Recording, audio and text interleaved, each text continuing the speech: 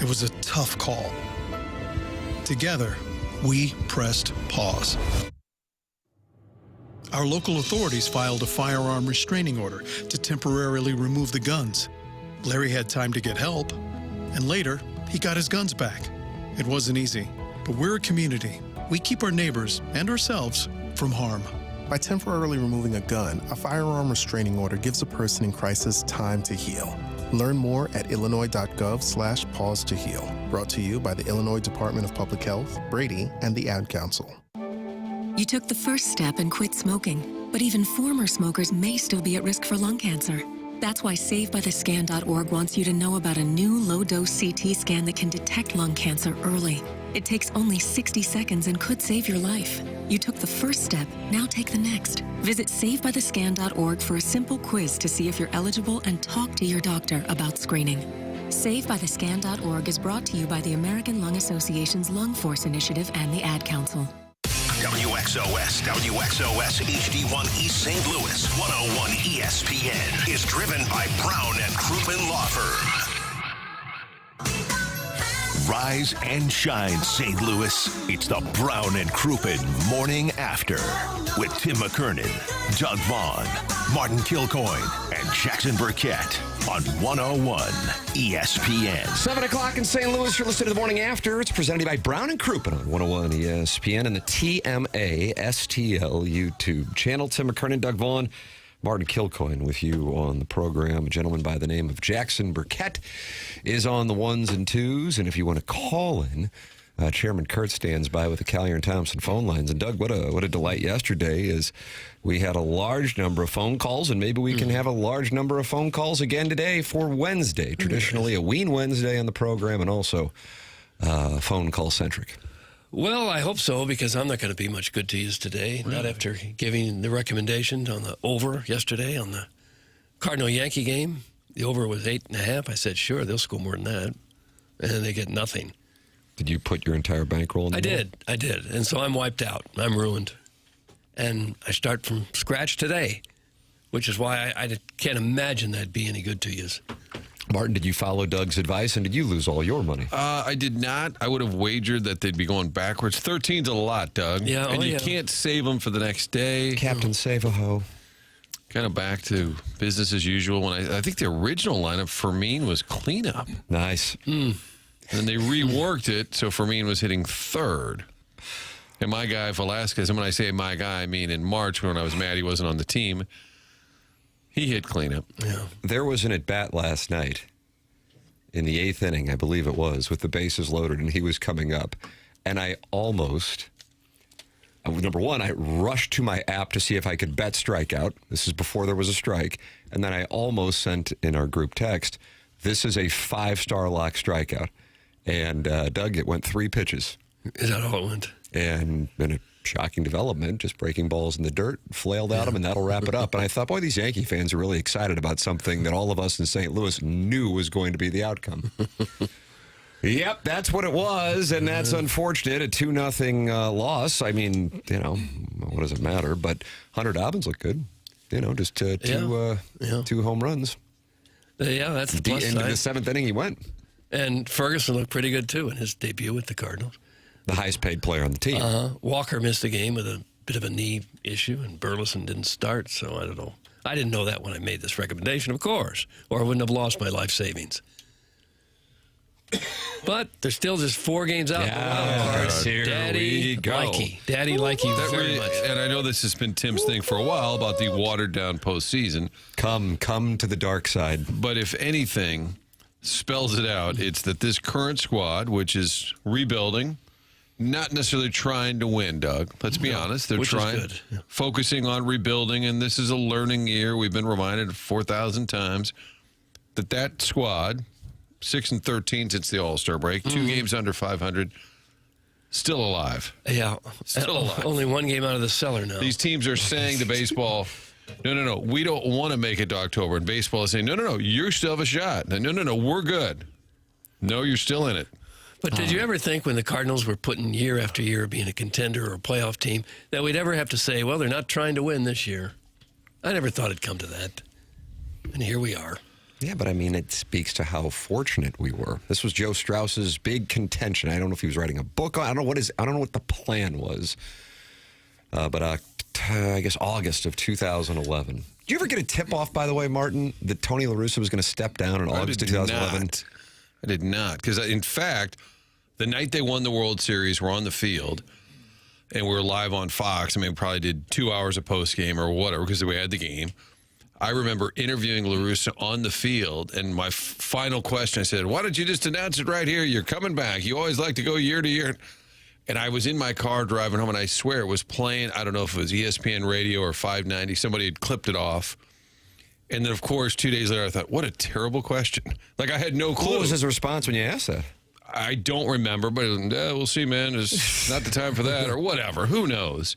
But I thought, clearly, I had no idea. You know how we found out he was retiring? Because this show, I think, you know, outside of being the place where serious St. Louis sports fans have turned for years, it's our sources, and we're plugged in. This is where the newsmakers make news.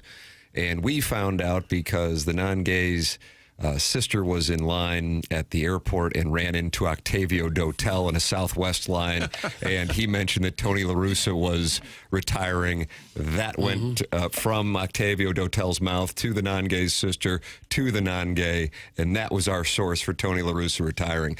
Multiple sources are This show has tentacles. Yep. What was your Matty Mock tip? That was from Ray King? Yeah, Ray King, not the one with a lot of cell phones from the 2004 and 5 Cardinals, but the texter and caller who somehow had a video of Matty Mock enjoying a wintry mix and posted that on Twitter. So then when local television had decided, a Twitter user by the name of Ray King, the former Cardinal pitcher. He says he's a regular contributor to a program called TMA.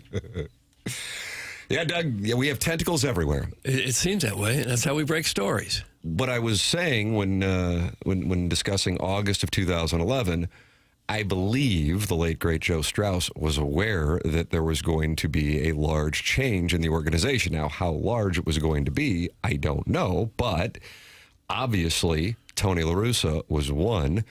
Also, potentially Albert Pujols leaving was another.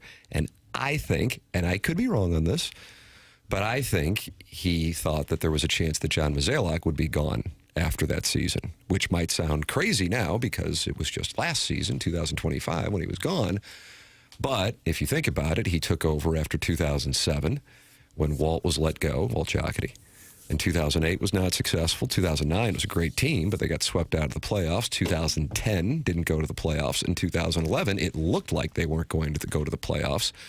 And so they were about to turn the page and go into a different mode. And then they go on that run in September and then, of course, win the World Series. And then they go, okay, Pujols left. Let's bring in Beltran. Let's keep Berkman here, and then they continue the run through 2015. Point being, from 2000 through 2015, we were very fortunate here, and most franchises don't experience that, so it's understandable that St. Louis Cardinal fans have an expectation, not because the franchise has historically been one of the top spending organizations, but because the franchise has turned out successful competitive season year in after year out, and now we're in this kind of mode where it's like, 2-0, they didn't hit. Jose Fermin was hitting third. Whatever. But yeah, Doug, because Daddy does like wild card. He does. Daddy likey. 4 out. For the record, Martin, this is my statistic. There are only 3 teams in each league that are more than 5.5 games out of a playoff spot. Mets, Giants, Rockies in the National League, and the Royals, A's, and Angels in the American League. And in the American League, the Blue Jays are 8 games under 500, but only 4 games out of a playoff spot. 14.5 out of first place in their division. After coming within a whisker of beating the Dodgers in the World Series, next year they're a last-place team. And there's the Chicago White Sox, a laughingstock the last couple of years, a first-place team. It can turn around in a big hurry, up or down. And it's kind of what happened with it. Well, I guess maybe the Cardinals didn't go down in a hurry. We've seen this coming for a few years now. It's just still disappointing that it would ever come to the point where they don't care if they win or lose.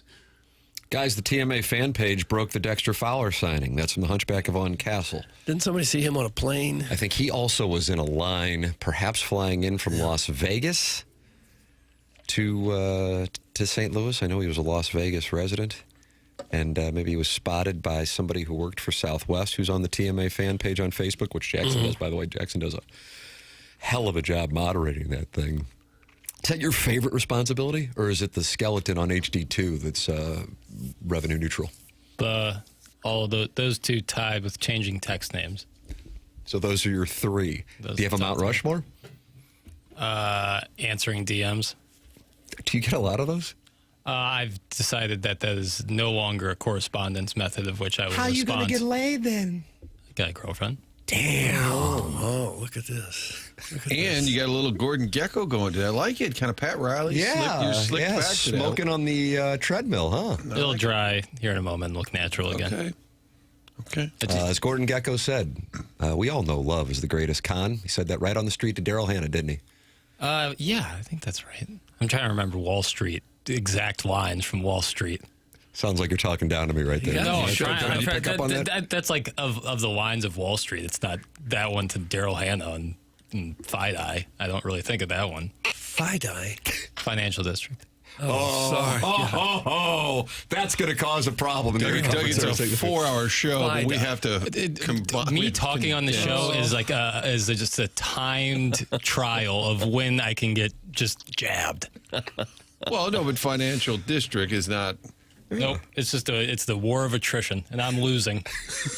A little edgy today, pal. I'm not edgy at all. Okay. See, there it is. There it was right the there. Gordon Gekko look, and I like it. I'd do anything to be able to slick back my hair. That's So fair. you not only have the Gordon perspective. Yeah, Gekko exactly. look, you kind of have his tone today. You're going to put us in our place.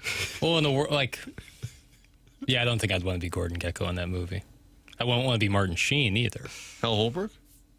Yeah, what about Hal Hellborg? What about Friend of the press box, Martin? Were you on when he was on? Well, and he got sideways with Frank, or you? No, I think it might have been a Ken vehicle that was booked. And so it went into that back room. Jackson immediately looks to see if he's in the YouTube chat. And it was being recorded for future use. But he was coming to town. He did the Mark Twain one act. He was just him. Yeah. And that was one of his passion projects. And I said to Hal Holbrook, there's a really lengthy, I never ask a really lengthy question, but I said, just think of your character in Wall Street and, the lessons you were teaching. And I said, then you think about Mark Twain. I had this whole thing I was really proud of. Maybe it's a minute-long question. And I said, those two really there's kind of a theme there. And he said, no, not really. And I believe it got clipped off, and Frank used it 5,000 times. That's why I don't feel guilty when we overuse any clip of Frank out of context. No doubt. It's retribution. No doubt. Well, the Great Ape Auto Detailing, which I would love to invest in if the Great Ape Auto Detailing wants to restart the business, says, good God, Piddles, Fide-Eye! That's from the Great Ape Auto Detailing, headquarters, Doug, in the Metro East, not in the Fide-Eye? I'd never heard that. I have never heard that term, and I had friends who literally worked on Wall Street. I don't know what to say. That's Is this Herb saying? 'Cause I know Herb lives in New York. He's got Herb places does. everywhere. Yeah. And is he in the Fide-Eye? no. He lives in Hell's Kitchen. Oh, is that really? Mm-hmm. I used to patronize a bar in Hell's Kitchen called the Snug. Me and the Mix would hang out there and drink whiskey and try and figure out why we're persecuted. Why is that area called Hell's Kitchen? Was it a really rough area at some point? There's some. Well, if you know Fide-Eye, Jackson's got to know Hell's Kitchen. I don't remember why. That's where Timothy Chalamet grew up. I would have figured because Jackson calls him the Jawline King. Martin, have you ever heard Jackson call Timothy Chalamet I the have. Jawline King? I have. Why wouldn't Hell's Kitchen be Hikai? Think about it. It's very, very true. There's Soho. You type in Hell's Kitchen and Gordon Ramsay pops up. I know. It's the damnedest thing. How many shows does that guy have? Yeah, he's diversified too. He's quite wealthy. I know, but every show is got. It's a new show, but it's the same show. It's been Hell's Kitchen had long been a bastion of poor and working class Irish American. Its gritty reputation is long held real estate prices below those of most other areas in Manhattan. Nice. I've got a track record of that. By 1969, the City Planning Commission's plan for New York City reported that development pressures related to its Midtown location were driving people of modest means from the area. Gentrification has accelerated since the early 1980s, and rents have risen rapidly. So, Doug, it used to be where we could congregate. Now they kicked us out. Yeah. And have whiskey and complain about being persecuted. Stop by Hell's Kitchen, new sponsor here on The Morning After. Also a sponsor on The Morning After is Health Care Evolution, sponsor of the 7 o'clock hour. And the reason why Jackson can look like Gordon Gekko, I don't believe you'd be able to look like Gordon Gekko if you wouldn't gone to Health Care Evolution in January. I really feel that way. That's right. Shout out to our friends over at Health Care Evolution. Yeah, it's Logan Taylor. If you're looking for some hair rejuvenation, if that's some, maybe not situation like I'm in where it's thinning, you're seeing a little bit of your hairline coming back a little bit, go check out our friends at Healthcare Evolution. See if what they did for me can help you. You can do it right here in St. Louis. You don't have to leave the country. You don't have to spend a king's ransom on this. It's affordable. It's with people you can trust in St. Louis with Healthcare Evolution. Procedure, and even that term is probably a little too strong. It's super non-invasive. Took me about 15 minutes the first time, 5 minutes the second time. Wow. We've seen really awesome results, and we're really kind of just in the fifth inning of this, over a year. You're going to get even more lush? I think the process, I believe, about a year is about the best way to really see what the results are like. And, I'm still 6 months out from a year. So really looking forward to seeing what the results can be. And I'm looking forward to people going and checking out Healthcare Evolution, because I think this could be the answer to hair rejuvenation. It really could be. And Jackson is living proof, and he's not the only one. Logan has shown me before and after pictures of his own. So it speaks to it. So if you are looking for a true opportunity, check out healthcare-evolution.com, our 7 o'clock hour sponsor here on The Morning After. You're welcome to get involved on the program. 314-399-9646. Air Comfort Service text inbox. Jackson was listing his Mount Rushmore of favorite responsibilities here, and answering DMs is just like DMs about my email's out there, Burkett Inside STL. Now, why is a DM more invasive? Because I don't want to have to go on. Yeah, I don't want to have to go on Facebook Messenger and answer a DM. Does the DM kind of imply though, I know you're going to respond because it's me? Hey, look. Whereas an email is a little more generic. Email I send at the office. It's on a computer. It feels more formal. My phone, I try to stick with. What DMs are you getting? Hey, are you available tonight? No, get a boat drink. Not the DMs I'm getting. Hi, it's beautiful this time of year in Helsinki. Yeah, some hey, can you play this more on the skeleton? I'm out. Oh yeah, so good on that. But don't you think? And I agree with you. The email's a more professional back and forth. But I think the DM, they think they kind of have access to you. And 95% of them are very kind and easy and nothing crazy. But it's just I'd rather answer questions on email. Keep it that way. Boundaries. Doug, our listeners need boundaries. No, I'm not saying. I'm not saying listeners need boundaries. I'm just saying that I think that's the best way for me to correspond. I just think this is natural when you grow up in a gated community that you're not used to people, especially the proletariat, having access to you. Mm-hmm. People that don't use a car service. Yeah. Now you guys are getting to it. The root of the issue. Crazy that one would want their hair back when they could be bald like Tim. Doug, that's from MD 2020. That might be supreme lemonading.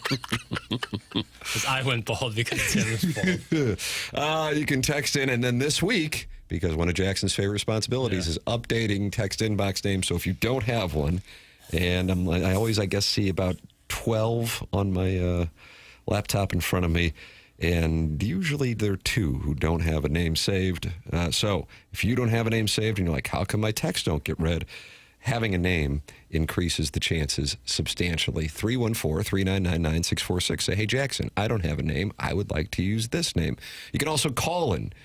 Chairman Kurt mans the Callier and Thompson phone lines, 314-974-0101. And then you can open up your YouTube app, type TMA STL, and subscribe to the TMA STL YouTube channel and talk it over with Mr. Seawalk, Chairman Kurt, Gene Thomas, Deep Voice Dude, and MD 2020, who are all in there talking to, Doug, do you pronounce it C. Rohan or Crohan?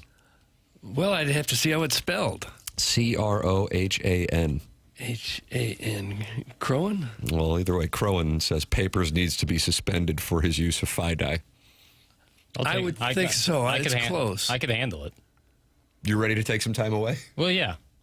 Discipline me, Doug. Well, Cut that okay. off. Since the attitude's not especially what I was looking for, you have indeed been suspended. Gone. Thank you, appliance discounters, for your suspension log and for trying to maintain some discipline in this town.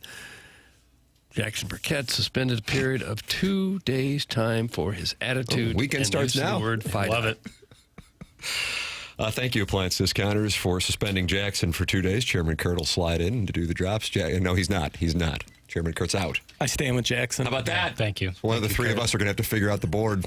You guys get it. Just press anything. If it's lit up, that means things are hot. Oh, is that right? Yeah.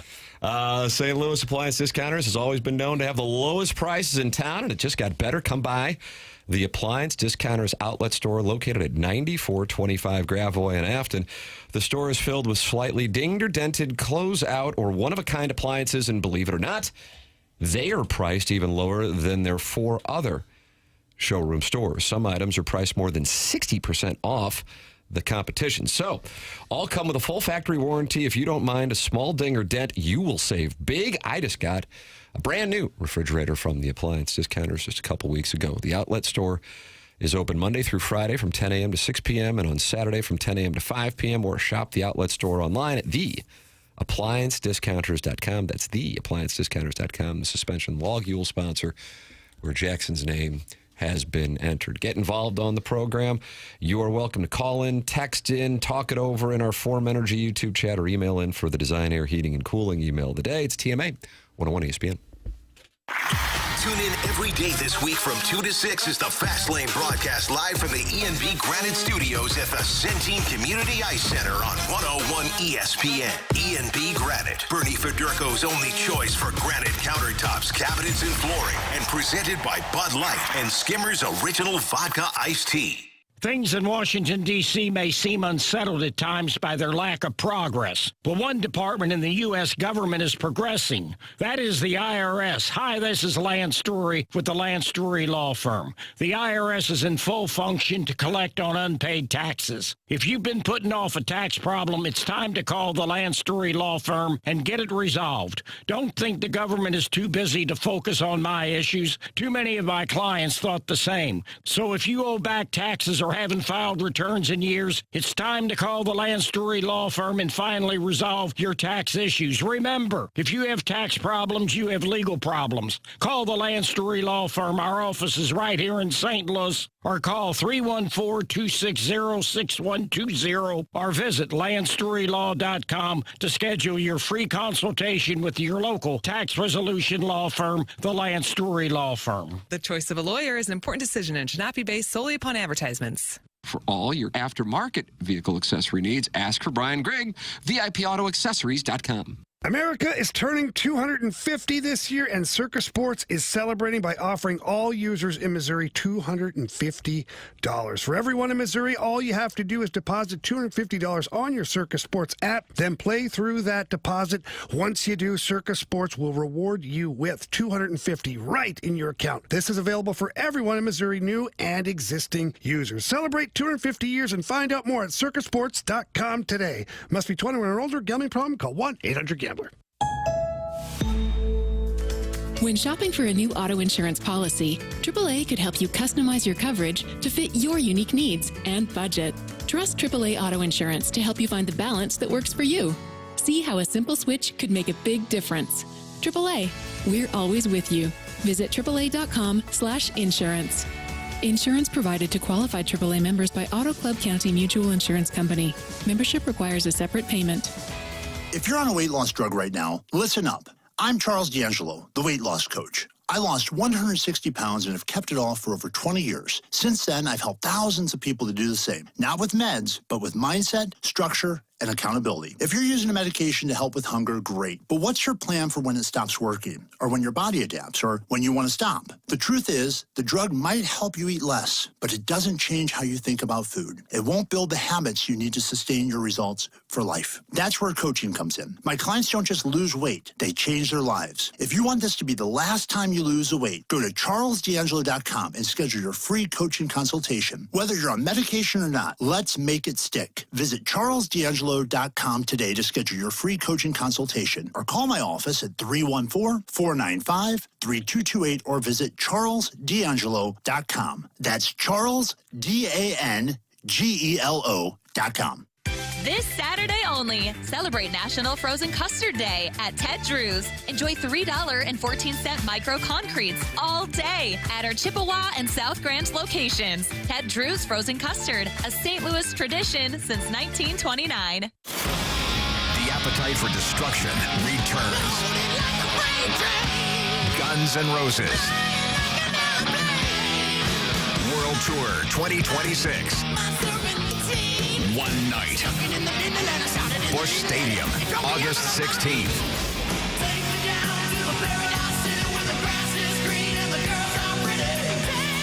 Tickets are on sale now at livenation.com. 101 ESPN has your shot to score tickets to Guns N' Roses August 16th at Busch Stadium. Find all the ticket details and your chance to win free tickets to Guns N' Roses right now at 101ESPN.com or on the 101 app, powered by Dobbs Tire and Auto Centers. You're listening to TMA, presented by Brown and Crouppen on 101 ESPN. Boys Club. Hunchback of On Castles in the Forum Energy YouTube chat, that TMA STL YouTube channel, Doug, where friends gather and watch us. Okay. And he says the commercials are still on with 3 siren emojis. And then the Devil's Crotch says the YouTube's going to shut us down. Relax. Why would YouTube shut us It's been down? remedied. Okay, sorry. No, I'm not talking to you, Doug. I'm not talking to you. It's been I'm remedied. not talking to you. No, trust me. After that suspension, the last segment, I've learned my lesson. It had to sting a little bit. I'm sitting over here with the Texas Red ass. Oh, put that up. But yes, the no commercials on YouTube, so I fixed that. We're good. Look at that. Okay. Thank you for alerting me, actually, to whoever that was. That was a Hunchback of On Castle with 3 siren emojis. Is that what you want? 3 siren emojis? That gets your attention? Well, tone it down a little. But 1 siren emoji then. That'll do. Okay, 1 siren emoji, please, when you have an alert, when you DM Jackson. 314-399-9646. That's how you can text into this Air Comfort Service text inbox. You can open up your YouTube app. You can talk it over with siren emojis. In the Forum Energy YouTube chat, where Snorting Ants is talking to Chairman Kurt. Chairman Kurt's going in there, on there. You're talking to Jake Reynolds. Yeah, Gene Thomas earlier was just Gene Thomas was a little surprised that people would DM a sports radio producer, and I just told him you'd be surprised. Do you get DMs? I do get. What's the context of the DMs you receive? Sometimes they're just questions or recommendations, which are always lovely. Sometimes they're just checking in. But yeah, do people check in on you? Well, ours is a type of show where friends feel they can DM at any time. Yeah. But yeah, they do occur, so don't think that they don't, Doug. Oh, no, I'm sure that they do. You can DM me, Timothy Michael McKernan, on Instagram. It's pretty much the only place I am these days, just to see Ella Reese's workout routines. And you can also follow, because Chairman Kurt's doing the Lord's work at TMA_STL on the TMA Instagram. And we have a TikTok account, because I see that pop up, but it's not as active. Am I right on this? Am I correct on these things, or am I not correct on these? Or is that the 101 ESPN TikTok account? I don't know, Doug. I don't either. I think there is a TikTok. It's not anything I don't believe I've ever had access to. Doug, is it you posting these TikTok? You're doing dance routines. I don't think I've ever. I need to start posting more on TikTok. If we got Doug to dance on TikTok, it wouldn't even have to be good. It would break the internet. What kind of dancing? There's naughty. You're thinking about it. The Naughty possibilities are dancing? limitless. We can be naughty. We can be less naughty, more naughty. Oh, brother. I just don't get a few drinks in me. I actually probably don't even need you to actually dance. I could probably just AI that and reap the benefits. Okay. It's kind of naughty. That'd be better. I'll have an excuse. It wasn't me. You're a naughty boy. How about that, Mike Lee? A naughty boy or a noggy boy? Kind of like you like eggnog? I don't care for eggnog. No, Doug is really anti-nog, actually. The new Fi-Di Burkett is really running me the wrong way. The, quote, I'm having sex regularly arrogance from the button pusher is starting to make me sad. And it's ironic because Doug DMs me you up multiple times per week. That's from Steven time. You're DMing listeners to see if well, they're just up? to see if who's awake and who's not. Hey, Doug, do you have a Snapchat? That's from the Never-Ending Wife. I have all that stuff. I don't use it, but I've got it all. I'll talk to you later, KW, Snapchat. Try to keep up, but I don't use that stuff, most of it. Chairman Kurt, you're on the dating scene, the only member of this this dais that is on the dating scene. Where do you think the most promiscuity takes place? Which app? And I'm not talking about like Hinge, Tinder, right? Whatever. I'm talking about your standard mainstream apps. Probably Snapchat. I think the nature of Snapchat is to be a little promiscuous. Really? Yeah. Got to get an account. Which one is Grindr again? I don't use it a ton, but I get the impression that it's for sneaky links and... Sneaky links? Is that what you said? I thought that's what he said, too. What did you say? Sneaky links. Sneaky links. So what's a sneaky Is that link? a side with pancakes? What is Yeah, you get them with your pan coins. Ooh, pan coins. Oh, gosh. Sneaky links, like linking up? Yeah, okay, so a sneaky link would be like, I think you said it real well there, Martin. When you link up, but you're trying to do it like maybe in the darkness of night, or you don't want anybody else to know. Jackson, am I right on the that? QT at 3. Yeah, it would be someone who you're not in like a relationship with, but someone that you kind of have a strictly physical relationship with. And Side piece, huh? Well, it could be a side piece Friends with situation. benefits. Watch this. Guma. Yeah. Chairman's rewatching. But you could be Sopranos. single and have someone like that. It's just you're not really broadcasting it. Like you're going home from the bar, it's 1 in the morning, and you're like, and then you What in the world? and then you send off a Now that I liked. Fi-Di I could live without. then you send off a little DM, and then you're taking an Uber. To see what the word is. Right. Really? Wow. Right. That would be. But you can do that when you're single, you know? But it's somebody that you already know. Right. Whereas opposed to the dating apps, they're strangers. Mm-hmm. And the Snapchats, they disappear. They don't linger in perpetuity. And also, people can take screenshots off of Snapchat. But I was under the impression the law could still obtain them if need be. So, yes, yeah, they can. You think, not you, I'm talking about the royal you, you think that they're gone, but in reality, if there needs to be tracking them down, they're always there. That's my understanding. Yeah, I rarely use Snapchat. I fired off a response to a story last night with just a foot emoji, Doug. What did that mean? What does any of this mean? Yeah. It's just turning into Frank opinion. Me and Doug are Frank. What's going on here? What is a foot? Dan, what's a foot mean? What does that mean? Yes, sir, foot.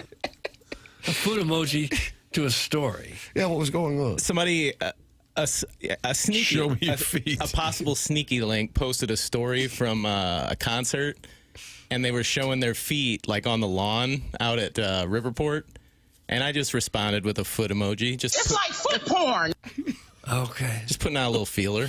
So this was a girl that you've had some contact with. And on Snapchat, she said, look at my feet. I'm at not Riverport, but Hollywood Casino Amphitheater. Correct. What if you'd send an ear? And you responded by just sending a foot. Like not your own foot. No. But just a foot emoji. Yeah. Okay. How'd that go? Yeah, what happened? No response. Pitch out, nobody going, Well, but puck's on net. What are you supposed to say to that? It was a feeler, Doug. Why don't you take a picture of your own foot? Why don't you take a picture of your own foot? Well, who says I won't? Ooh, I like this. You won't snap me a foot pic. I wish it was just an emoji exchange. She sends back a stethoscope. You just keep going back and forth. The Devil's Crotch is in that Form Energy YouTube chat on the TMASTL YouTube channel and says, I'm so glad I don't have to date in these times. But on the other hand, this digital age would bring about lots of opportunities. Doug, that's the Devil's Crotch observing I would the think dating that it landscape. would, yeah. It used to be you'd have to go to bars or find a party or something. You don't have to do that anymore. And you'd have to face-to-face rejection. Well, give me your fucking feet. I would think it'd be much easier today than it's ever been. Kurt was implying with his emoji. Yeah, you can say so much with one little emoji, and that's basically what I was saying. And yet she said so little. Yeah, very little. And the foot says a lot. It says you didn't even take the time to write her back a comment or take a picture of your own foot. I don't want to seem over anxious. Okay. All I have time for is a foot. You're playing coy. Okay. Jay Jr. is smiling down on you guys right now. Doug, that comes from Mandrake in the Form Energy. Yeah, he liked his feet. YouTube chat. You're welcome to call in as well. 314-974-0101. That's 314-974-0101. Collier and Thompson phone lines. Text in and, of course, email in. We're giving away Guns N' Roses tickets for the prize for today's Design, Air, Heating, and Cooling email of the day and throughout the week.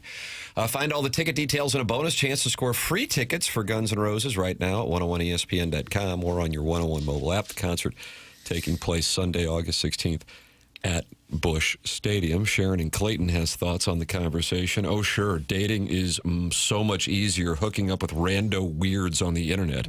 Sharon and Clayton. I imagine that probably more often than not, that's how people meet their future spouse. It's pretty hot.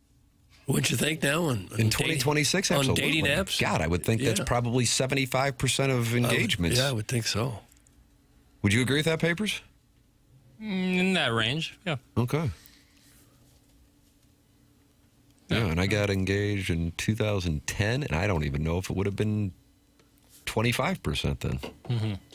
Yeah, it was still not taboo, might not be the right word, but not viewed by a younger crowd to be like the way to meet people. But now, yes, it is much more a conventional way of meeting When you are single, Jackson, and Kurt, you are currently, would you ever go up to a woman at a bar and say, hey, how are you? Nice to meet you. You would? Okay. Yeah. So that has a What limited. was your line? Hey, do you listen to TMA? There is no possible outcome in which this goes well for me by answering that. You're supposed to show up and go, va-va-va-voom. Yeah.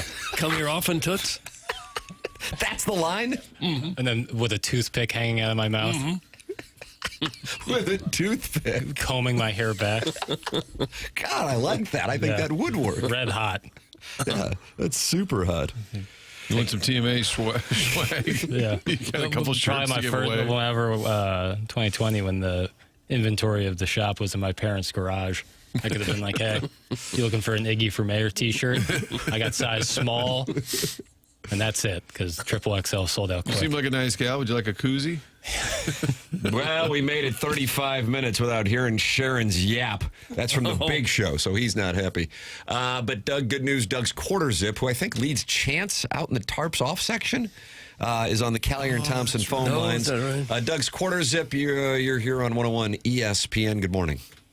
Good morning, gentlemen. How you doing? Oh, we're fine. Quarter zip. Oh, you're good. I heard you guys talking about Snapchat and dating apps and all that. Doug, what's your longest Snapchat streak? What is a Snapchat streak? It's when you send a picture of yourself to somebody and they send it back to you. They send a picture of them back to you, and you do that forever. And you Kids get kind of do. Like they're your friend. Like Okay. teenage girls snap each other back and forth, and then they have a streak. Okay. It's like Exactly. And the streak has such a chokehold on people, like the generation younger than Jackson and I. I know people with like 3,000-day streaks. Oh, crazy. wow. Just people sending pictures back and forth to one another. Yeah, with no context, nothing important to say. Just a picture of their face. Is Snap always? But is Snap usually a video, or is it can be a photo? Oh, it can be both of them if you want it to be. Okay. Because I assume it's just teenagers. Hey, what's up, girl? What are you doing today? And then it goes that way, and then it comes back like, nothing, girl. You want to go to the mall later? And then they go back, and then, Doug, you get to 3,000 days of that. I guess that makes Is it that perfect. Iggy changing Leona Helmsley's pull-ups? 3,000 days, so we're talking, 8 or 9 years of this every Yeah, day? it's insane. And Martin, I wish there was more conversation like that. It's usually just a picture of their face. It's crazy. Are you monitoring the snaps of the world? Is that what's going on? I got two younger sisters, and I observed some stuff throughout high school and the early 20s. And I'm like, oh, that's all you guys do, okay. But then the dating apps, I met my wife on a dating app. As surprising as that would be to all the other listeners. No, I don't think it's surprising at all. I think that's how it's done today. for the most part. Fair enough, fair enough. How do you respond to this text from the Bridgeton landfill fume huffer, Doug's Quarter Zip? He says, I am 26. If you are still using Snapchat seriously above the age of 20 very consistently, you need to be medically researched. How do you respond to that, Doug's Quarter Zip?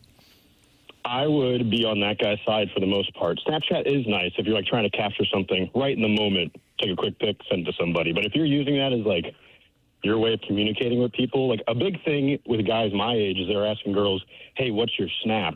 They're not asking, what's your number? What are you doing tomorrow? And then they Snapchat for like 2 weeks, and then it just fizzles out. It's a weird phenomenon. Huh. So you don't really have their phone number, but you do have a way to stay in contact. Correct, but it's not as like formal or as nice, and I don't know. It just kind of seems a little dirty that way. Oh, a little dirty. Are you losing any momentum with your chants and the Tarps Off crew? The season's kind of fading a bit on us here. It might be lightly attended this weekend when the Rockies come to town. When did I go to that game? July 7th? Was that July 7th? I don't know. I think it was July 7th. Well, Doug, we were together, but whatever. You don't want to talk about it. It's fine. We lost 10-2. I went to the second game of that Brewers doubleheader, so couldn't really get the chant going with a 10-2 loss like that. Yeah. I did, however, get blackout drunk and throw open an Uber that night. So did you really? What did that cost you? Humble brag. Does that cost you like $300? Nice old. Yeah, roughly, right around there. Yeah, the Uber rating wasn't great. Wasn't my. And did you get blackout drunk because you were so upset that your chant agenda just fell flat? I wish I could blame it on that, but it was just my own. I went to that Coca-Cola Coca-Cola patio, and that unlimited beer and hot dogs really gets to you. Yeah, I bet it would. Yeah. Okay. I bet it would. You were pork drunk. Pork drunk. Where was the missus? Was she just sitting at home like, oh, he's doing that chant thing? No, it was actually my diaper party with a couple of my work buddies and some friends, and they were insistent on getting me hammered. So at your diaper party, what a diaper party, you know what a diaper party. That's the party you have when you're about to have a child and people bring diapers for you. Wish I didn't fire that Leona Helms pull-up truck. You can reuse it now. Yeah. Correct. Yeah, and then 1 day later, my baby was born. So thank God it wasn't the day before. Yeah, or I would have been absolutely smashed. Wow, what a dad you'll be. But I do have a little chant because I feel like Doug's biggest thing is the length of my chants. Other than not them being very good, it's the length of them. He's more of a girth guy. I feel like. Okay, well, what's your chant? It's kind of like banter. So Ivan Herrera just walked. Jordan Walker's up the bat. He just hit a home run. All right, music's died down. Everyone would start chanting at the pitcher. He can't throw strikes. He only throws balls. Another home run over the wall. Okay, and then that's just awful. That's just hideous. That's just terrible. It's also very specific. I was just trying to set the scene. Okay. Right. Fair. Like that one, Doug? That was like second grade material. Yeah, you. I think, Jackson, you say you're a big fan of Doug's Quarter Zip? Because he gets in the box. Yeah, he's not afraid to take a big hack. I feel like I'm losing Jackson though every time I call in. No. I feel stronger about my assessment of you each time you call in.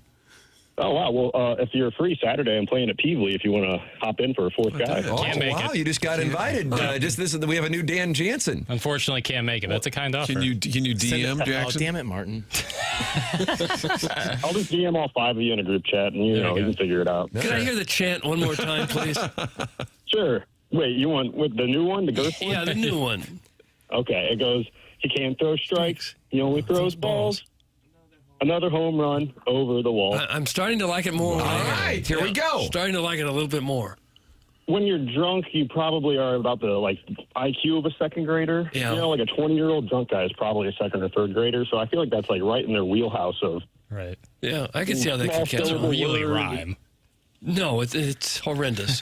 But sometimes that's the charm of it. Yeah, I agree. Exactly. Well, and wall and ball do rhyme, but that's okay. That's fine. But he said balls over the wall. Mm. The S like there. balls over the wall. Oh gosh. Okay. Well, the assessment is now plummeted at the touch. It's over. I'm sorry, Jackson. No, it's okay. That's why I like about you. You take hacks. Balls over the wall. You take a hack. I don't. Nolan Gorman-esque. You want a quarter zip? It's 48 degrees in there. You want a quarter zip? It's actually kind of nice in here now. Yeah, it's actually temperate right now. It tends to get a little colder as the day progresses for some reason. Oh. Yeah, we dress The in night layers. guys must have started that fire for you, kept that fire stoked. You got a big day planned? What's today? We have a baby shoot. I got a newborn baby shoot that my wife, baby photo shoot, whatever you want to call it, that my wife planned. And I'm going to cut the grass. That's about it. Okay, big day. Not going to work today? No, I don't work every day with my job. It's kind of a couple days on, couple days off type deal. What do you do? Maybe a beer vendor? Fireman? Hit the nail on the head. Yep. I drive a truck. How about that? Paramedic firefighter. Yes, sir. Oh, excellent. First responder. Well, thanks for your service. Oh, you don't got to do all that. Okay. Never mind then. Yeah, thank you. Actually, Come here, big fella. We actually don't like it when you say all that. Oh, okay. Sorry. I'm kidding. It's a good person to person. Yeah. But well, we appreciate what you do. How about that? there we go. Other than the lame chant you came up with, we appreciate what you do. Yeah, I think what you guys do is more important, but hey, that's either. I'm glad that people are starting to appreciate just how important it is that we do this show. Talk show host, then first responder. Thank you. Correct. Yeah. Thank you, Doug's Quarters App. Thank you, Tim. Have a good day. Thank you. All right, then. Charlie and I were, I think we both had to work on Christmas Eve or something, whatever it was. You both had to work? I forget the circumstance, but one of our colleagues, and she no longer works there, but she tweeted out, thank you to all of us who are working on this holiday. It just had like firefighters, police, news anchors. And I was gosh. Oh, no. I just said, for the love of God. Right before the healthcare workers. And then I had to sit in that same studio later, and I just wanted to say, can we undo the tweet? Can we just not have people? I don't want people to think that I'm thinking that way. Don't you think working for the Two Fox is more prestigious than getting a PhD? I wish I could find it for you guys, and it doesn't matter who it was. I don't even remember. But Wasn't meant as a joke. I swear, no. It was very sincere with a shot of her sitting on the set, saying, "For all of us having to serve you on this." God! Ooh. I get goosebumps of cringe. Doug, that call was not well received. Why not? In the Air Comfort Service text inbox. A lot of instructions to go to take your pick of a number of bridges over the Mississippi specifically for him. Mr. 63011, he came out to Meadowbrook a few years ago and watched us defeat Chris Nagel, and has a very fast golf cart, and says this nerd needs to snap back some Roundup, then snap that minivan of yours off the Eads Bridge. Is this Mr. Fix? That's from Mr. 63011. The stand span was brought up quite a bit, as well as people would like to see the Doug's Quarter Zip head to one of our local bridges. Yeah. Whoever texted in, though, that Snapchat for anyone like in their mid to late 20s is accurate. That is So you think like you being on Snapchat at this point at 28 would be creepy? Yes. Okay. Not creepy. It's just you got to grow up.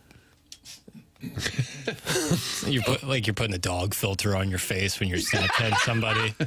See, you are Hal Holbrook. And you're in middle management. Like, come on. Lock it in. You think a lot of that goes on? Yeah. I know, I have some friends who love using Snapchat still to this day. Privates isn't beat? No, I won't drop any names, but not for me. Okay. Not for me. You've grown up. I got rid of the app. It was I have just no interest in it. Yeah. Not to say that there's plenty of social media I'm still on that some might consider immature or grow up, but whatever. I'm just going to DM you right now an emoji of a foot. Sweet. You know. And I'll know what that means. What does it mean? I truly don't know. What was right off the bluff? But it makes me think. Let me ask the chairman. What was the goal? Great question. What was what best case scenario? What do you For think those your cycling response? on and cycling off that maybe turned off during the quarter zip call? Kurt saw a picture of a foot on Snapchat at a concert and then responded with an emoji of a foot. Best case scenario, what is the outcome there? I think I was just kind of seeing what the word was. Right. But English letters might have been more better for that than just the foot emoji. I'm not trying to chastise because I'm going to let you cook, but I'm trying to get some strategy meeting here. He probably just saw a picture of a foot and didn't know what to say about it anyway. So he said, yeah, well, here's a foot, too. But, like, when you see a picture of a foot, Doug, does it immediately conjure the idea in your mind that you need to respond to it? With a foot. Well, with anything. I think if they're putting a picture of their feet out on Snapchat. I thought it was a picture at a concert at a Hollywood casino. Well, it was like, here, let me turn a little bit. This is for the YouTube viewers. This is why you got to watch the show on YouTube. Theater of the mind If there. the concert is at like, the stage is like 12 o'clock. Was this a recent concert? Yeah, last night, Neo, Man of the Derby or something. Oh, Nice. sure, Doug. Nice. Remember that? That album was 2008, Year of the Gentleman? 2009, Year of the Gentleman? So the picture was like, the video was of the concert. Was this a friend of yours?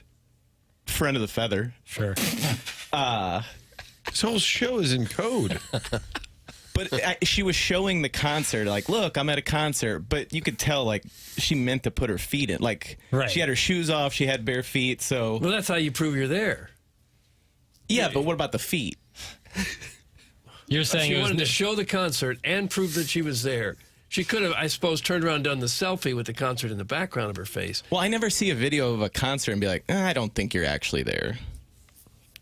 Ken Strode would like to have a word because he went to a concert once and for whatever reason, nobody believes he went. Thousands thought he was lying about it. Listen, I took the feet as like, I'm a little sporting. And then my foot emoji was like, yeah, bet, me too. Doug, So yeah, kind of bet. just Doug, you playing like that? around. Yeah, bet. Me too. Oh, so You're saying it was no accident that her feet were in the picture. Yes, I think it was by design. All right. And so that communicates being sporting? Really? If you're showing your bare feet. Really? Well, in the modern era. Really? Is this true, was there a ring on one of the toes? That meant something at some point, didn't it? We had. I can't remember. Remember, we went over that. Yeah. There's so many codes. We've covered it all. We have so many codes now with like loofahs and pool noodles. I can't keep it all straight. Oh, my. Well, I used to work in local news. And you used to be one of the important people with the healthcare workers and I used to be of service. and the first responders. I appreciate Kurt being bold enough to throw it out there, as weird and Gotta random shoot as the it score. was, but I like it. And it was a swing and a miss, but it's an 0-1 count. I'm going to settle in and What do you Ball up top. said today at elbow? But it was sent specifically to you. No, that was on the story, so that was for the world to see. But And what app was this on? Snapchat. Snapchat. Okay. And then you responded with a foot emoji. I think that's all that needed to be said. Not your own foot. No. Maybe you should take a picture of your own foot and just store it for when you need it to have these kind of replies. Well, here's my foot. I'd rather it happen kind of organically. Oh, I see. Jesus, between the creep and the pee on you guys, sure hire some weirdos. It's got to count for some kind of tax write-off. Doug, that's from Gus Chiggin's prospecting party. Is there some kind of write-off? Well, we should look into it, I guess. Weirdos need apply. Jackson. Yes. If you're above 25, you're a loser if you're still on Snapchat. Chairman, who's probably 40, states that he's on Snap every night. That's not awkward. That's from Harrison's brother, Master, fan of the Jordan Cairo trade. That's not awkward. It's also not accurate. I didn't say you're a loser if you're using it. I just said I don't think it's the best way to communicate. For me personally, And I I'm- called anyone a loser. I'm rarely on it. I just look for a sporting moment, try to pounce. If you saw my Snap score, you would know that I'm not on that. Oh, there's scores? Yes. Yeah. What's that mean? Literally, I think you get 1 point for every snap you send. Oh, Doug. Okay. Well, what difference does it make if someone else is on it? Do what you enjoy and don't worry about what 100%. anyone else thinks. Good morning. My 9-year-old son's listening and just asked if he can help host the show. He says he's clearly qualified. That's from Marsh's Collage program. Doug, we have another listener interested in being a part of the program. Okay. Yeah, bring him in. No, Jackson, you actually said, quote, grow up. That's from your local meatball. I could see myself saying that. Yeah, that sounds right. So now is that awkward for you and Chairman Kurt? No. Chairman Kurt, is it awkward for you? I don't believe so because I don't use it regularly. It's not. It's just there. It's nice to have it. It's better to have it and not need it than need it and not have it. Right. Not on it. This guy did a live stream of himself playing a video game. That's from Gooner Reloaded. That is completely unrelated. We did go 2-0 last night. Oh, who'd you beat? Mississippi State. Oh, Doug, one in Starkville. Yeah, This is TMA University. I'm sorry, Arkansas. We took it to Arkansas, and then I don't know. It's just make believe. It doesn't matter really. But the players are participants of this show. So Mr. Licks might catch a Oh, my 3rd God. and 7 over the middle. Future Heisman candidate. Mr. Lick's a Heisman He's candidate? a freshman receiver, and he's got a little Luther Bird. Like, I see Luther Bird. Oh, really? I told you I met your dad last week, and we were talking, and then he brought up that you're doing this video of TMA University. He said, have you watched it? I said, I just haven't had the time. And he said, it's actually kind of entertaining. Your dad watches you play video games? He did on national championship night. Oh, of course, okay. yeah. The whole country was watching that night. Piddles, you did say they should grow up if they're 25 or older and on Snapchat. Harrison's brother Master is right. That's Sharon and Clayton. Man, that is a strong alliance those two have. Sharon But again, and Clayton, Harrison's brother Master. I don't think I ever used the term loser.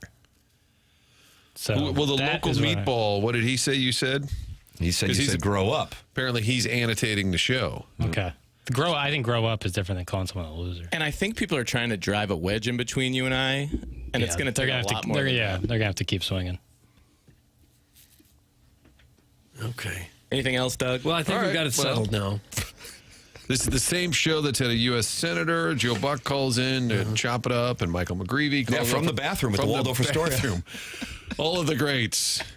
Mike Shannon, Michael McGreevy. Can you join us, but preferably from the can? Ideally, that's where we do our best work. You can email in the morning Doug after. called out the fiance for sleeping late. Yeah. Got a little ugly there. Get up. It was 11. Well, 11 New York time? Yeah. Maybe they were out But she's on celebrating the big win. California time. Yeah, that's right. Jet lag. Well, Lag season. by 11 o'clock, it's time to get up, no matter where you are. I think she's coming out for the festivities at Fox Run tomorrow, Papers. Oh, nice. Yeah. Should be I think fun. she plays. Oh, sweet action. You best bring your Venmo, eh? Yep. Might play a six'em. Sounds fun. All right, Looking forward to it. I hope So the what- rain stays away. Have you worked ahead this week, like with the drops Yeah. and such? Because last week you weren't able to. Last week you didn't have because warning. it was a hockey player, Robert Thomas. To be fair, last week you didn't have any warning. This week you had warning. Right. I'll be ready. So you're good. 1 o'clock, balls in the air. I'll be Get there. after the morning after, done at noon, right out to Fox Run. For my money, one of the best golf courses in St. Louis. Yeah, I'll be there. Is it raining tomorrow? I don't want to. I think it's raining overnight. Okay. I think it's raining overnight, but I think we'll be good. And these boys got to play a night game tonight. Rare getaway day game, night game. Yeah. I wonder what the hell that's about. I don't know. Is this on a network? It might just be like Yes Network wants night games. I don't know. You're right. Usually it's the day game getaway. And we bet unders on those, especially with the Cardinal offense. But night game tonight, then the boys will probably be back in St. Louis around 3 in the morning, up early in the morning, and then playing with Jackie Papers. I believe McGreevy, Palante, maybe Hunter Dobbins, me, you Papers, and my compadre. Sounds pretty great. Looks like it's on Prime Video tonight as well as local, so maybe that's why. And they'll let you have a six'em at this course? Oh, it's the greatest place, Doug. I can't say enough good things about it. Well, I want you to get out there and see. I've been out there before when they had some tournaments out there. New ownership, a few business partners on it, great guys, and they've redone it. And I cannot say enough good things about it. People ask me, what's your 4 best courses in St. Louis? And I put Fox Run there, and I don't hesitate. And that's in Eureka out there off 109? Is that where that is? Yeah, I guess that would be, you can drive through Eureka. Yeah. You turn left and just keep winding around. Yeah. But yeah, that's where we'll be. And Papers is going to go low. Been playing better recently. How about this? He's trending. He's downplaying it. I like that. Yeah. Make sure you're on my team. Just a little better. Still have some issues. McGreevy might have a problem with you not having a gin. He'll live. Man, this guy. I'm telling you, this is the gecko-ass. Yeah, this Gordon Papers. Gecko, Jackie Papers. You got the new the man. I like it. Yeah. Awful lot of bravado. Yeah, chairman of the board over there. I like this. You're kind of saucy. Is that right? I don't feel very saucy. This chair can't get the right lumbar support going. Oh, you're riding a Sibian? It feels like it sometimes. I'm only comfortable when I sink my chair down low, but then I notice I'm that neighbor in Home Improvement. You turn all you into can see is Wilson. my scalp. Yeah. Heidi Ho. Gateway National has to be on that list. Has to be. Kirk Herbert. In terms of Jeff public Smith courses, is texting 100%. Public courses, for Do sure. you ever play public courses? All the time. Played one yesterday. No, really? Where? Far Oaks. My That's spot. your home track. Love it there. That's so random for... It's especially in the afternoons on a weekday. It's affordable. Did you go out there with Travis and Pete? Yeah. It's affordable. And I like this guy is meat and potatoes. I like the layout. They keep it in good shape. High quality golf carts.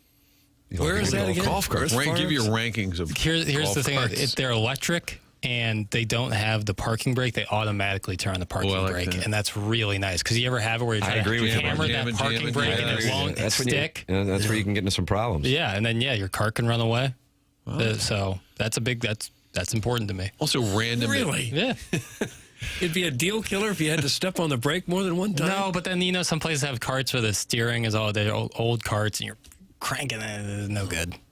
And where's Far Oaks again? Fairview Heights. Caseyville, Collinsville-ish. Yeah, Caseyville, Fairview Heights. Great Cracker Barrel over there. There is. Yadier Molina used to live at Far Oaks on the course. I'm like, that just seems so random. And then people started coming up to his home to get autographs. Oh, while they're playing? And that became enough for the Molina family to say, I think we're going to relocate. Yeah.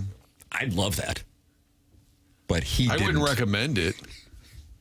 Has anybody other than Jackson ever ridden a Sibian? If so, can they call in and describe the experience, preferably a woman? That's from Chairman Stephen DeMunn, and he counsels professional athletes through getting engaged and to set the ground rules in their marriage at Sasha's in DeMunn once a week. Doug, he holds a little seminar there. Does he really? Yeah. And he wants a lady who's ridden a Sibian to call in at 314-974-0101. Jackson just revealed he's riding one right now. So it feels like it sometimes in this charity. People should watch the Shane Gillis SNL Sibian sketch. Really funny. Friend of the show, Brandon Walker, started a new college football show, and he said earlier this week that if he got 200,000 views, he would ride a Sibian. Oh, God. You really say that? Yeah, on the Yak. 200,000 views? This is why we go to journalism school. Views? Yeah, he did a sit down he had Josh Payton, who they have kind of had like a faux beef, but yeah.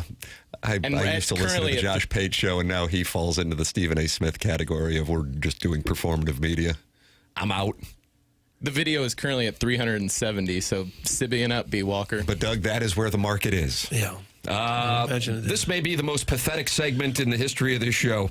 Adult men on apps my daughters used when they were 12, and an adult man taking the time to create a fictitious Xbox football team of people based on a terrible sophomoric radio show featuring a bald, convex-skulled host, a blonde, translucent virgin, a geriatric man whose best years were when the football Cardinals were in St. Louis, and a semi-successful, middle-aged former Flagstaff sports anchor. I stand with the wacko who went to NAU. You kind of got. You kind of got away unscathed on that one. But to be more accurate, I was more of a producer reporter in my flag days. So maybe he wasn't talking about you. Got that Mount Humphrey for skiing. Grand Canyon's just up the road. Shout out to the flag. Warson Woods Wacko went to Northern Arizona University. So did Strick. Thanks, Strickland. Thanks for ranking golf courses that us poors can't play. That's from Cannonballs, and he's not happy that you are talking about Far Oaks. I paid $44 to play there yesterday. If that's I mean, I'm not casting any aspersions, but pretty affordable. Depends on where you are. For sure. I mean, for me and my buddies, that's not something that we're going to do. Right. Yeah, you guys are selling Coke bottles to try to round up the money to get that 44. Text in with your insults, 314-399-9646. You can also submit them in the Form Energy YouTube chat where 247 friends are gathered on the TMA STL YouTube channel. Tim McKernan, Doug Vaughn, Martin Kilcoyne, Jackie Papers, Chairman Kurt filtering the phone calls where Doug's quarter zip called in here in the Healthcare Evolution 7 o'clock hour. This is the Morning After, 101 ESPN.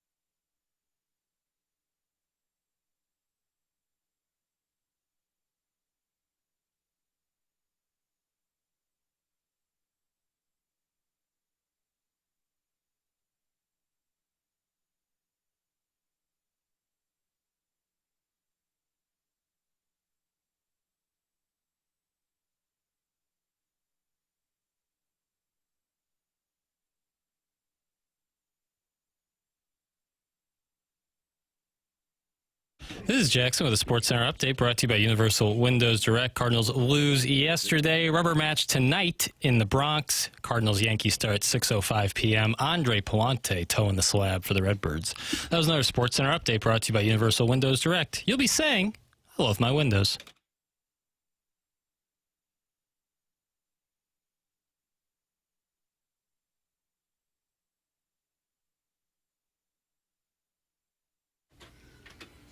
Oh, Doug.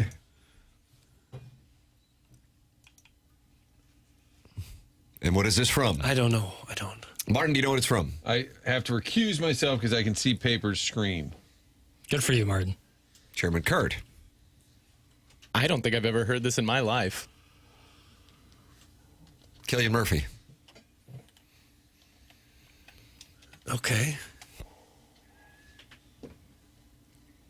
Had a movie come out this year, but it was a television series. Was it really? You're still expecting me to guess it right? Correct. I have no idea. Nick Cave is probably not going to help.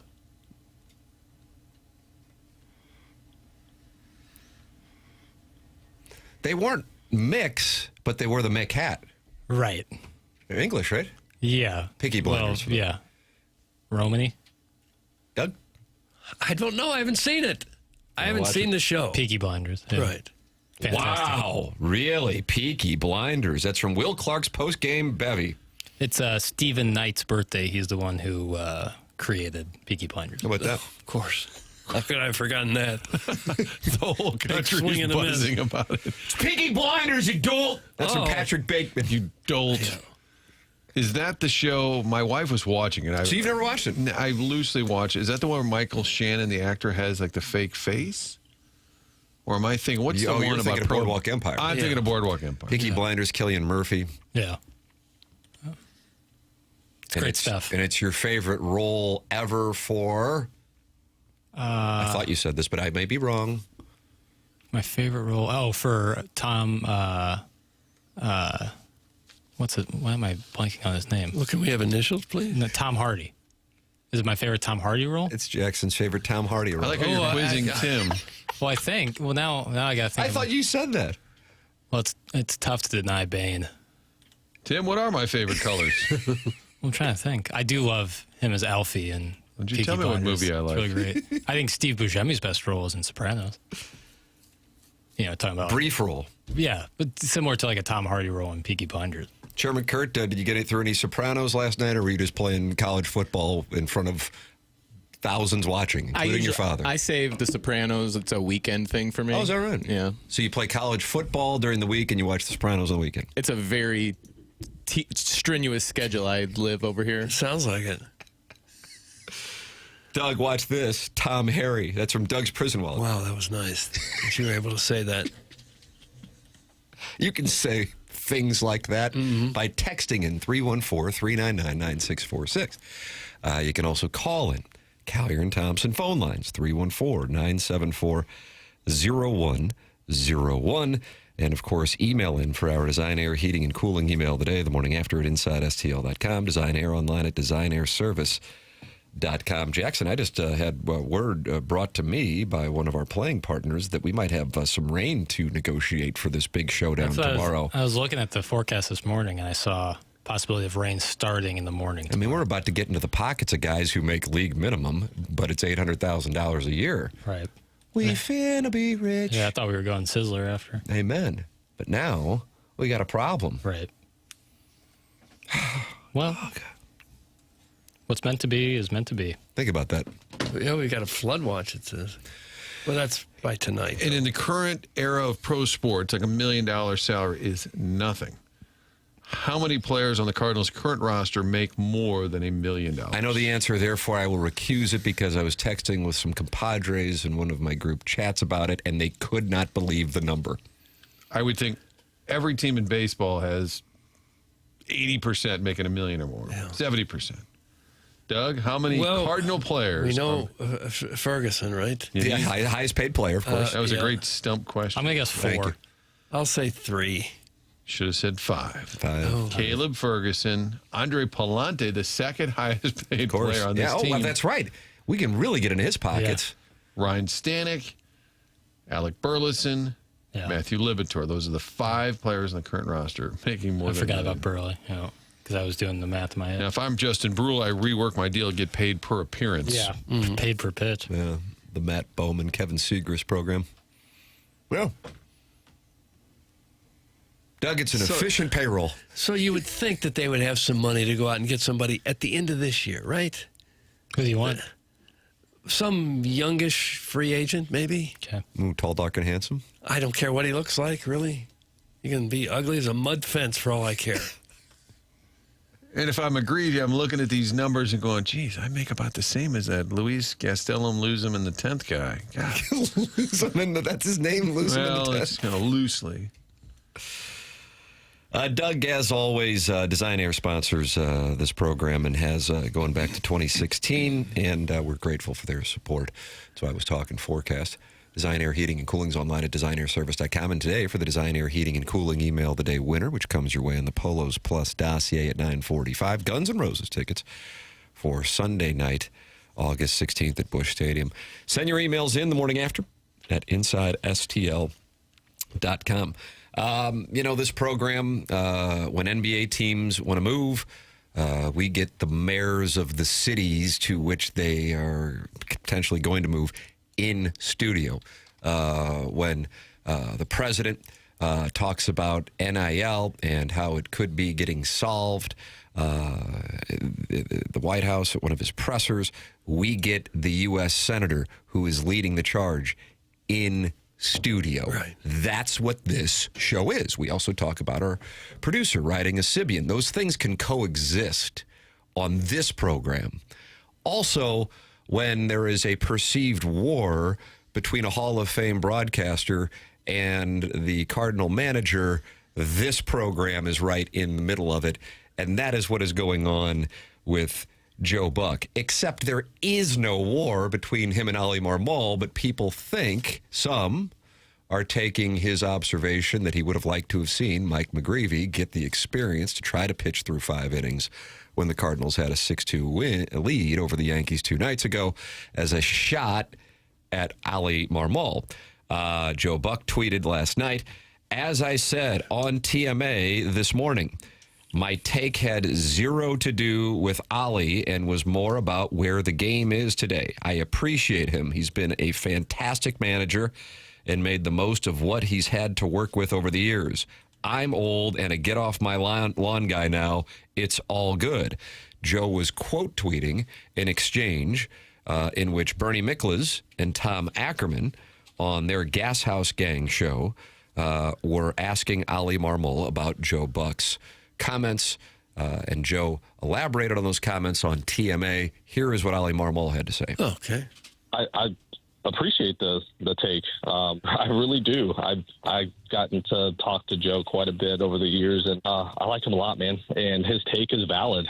There's a time to let these guys experience it, and there's there's many different variables to it.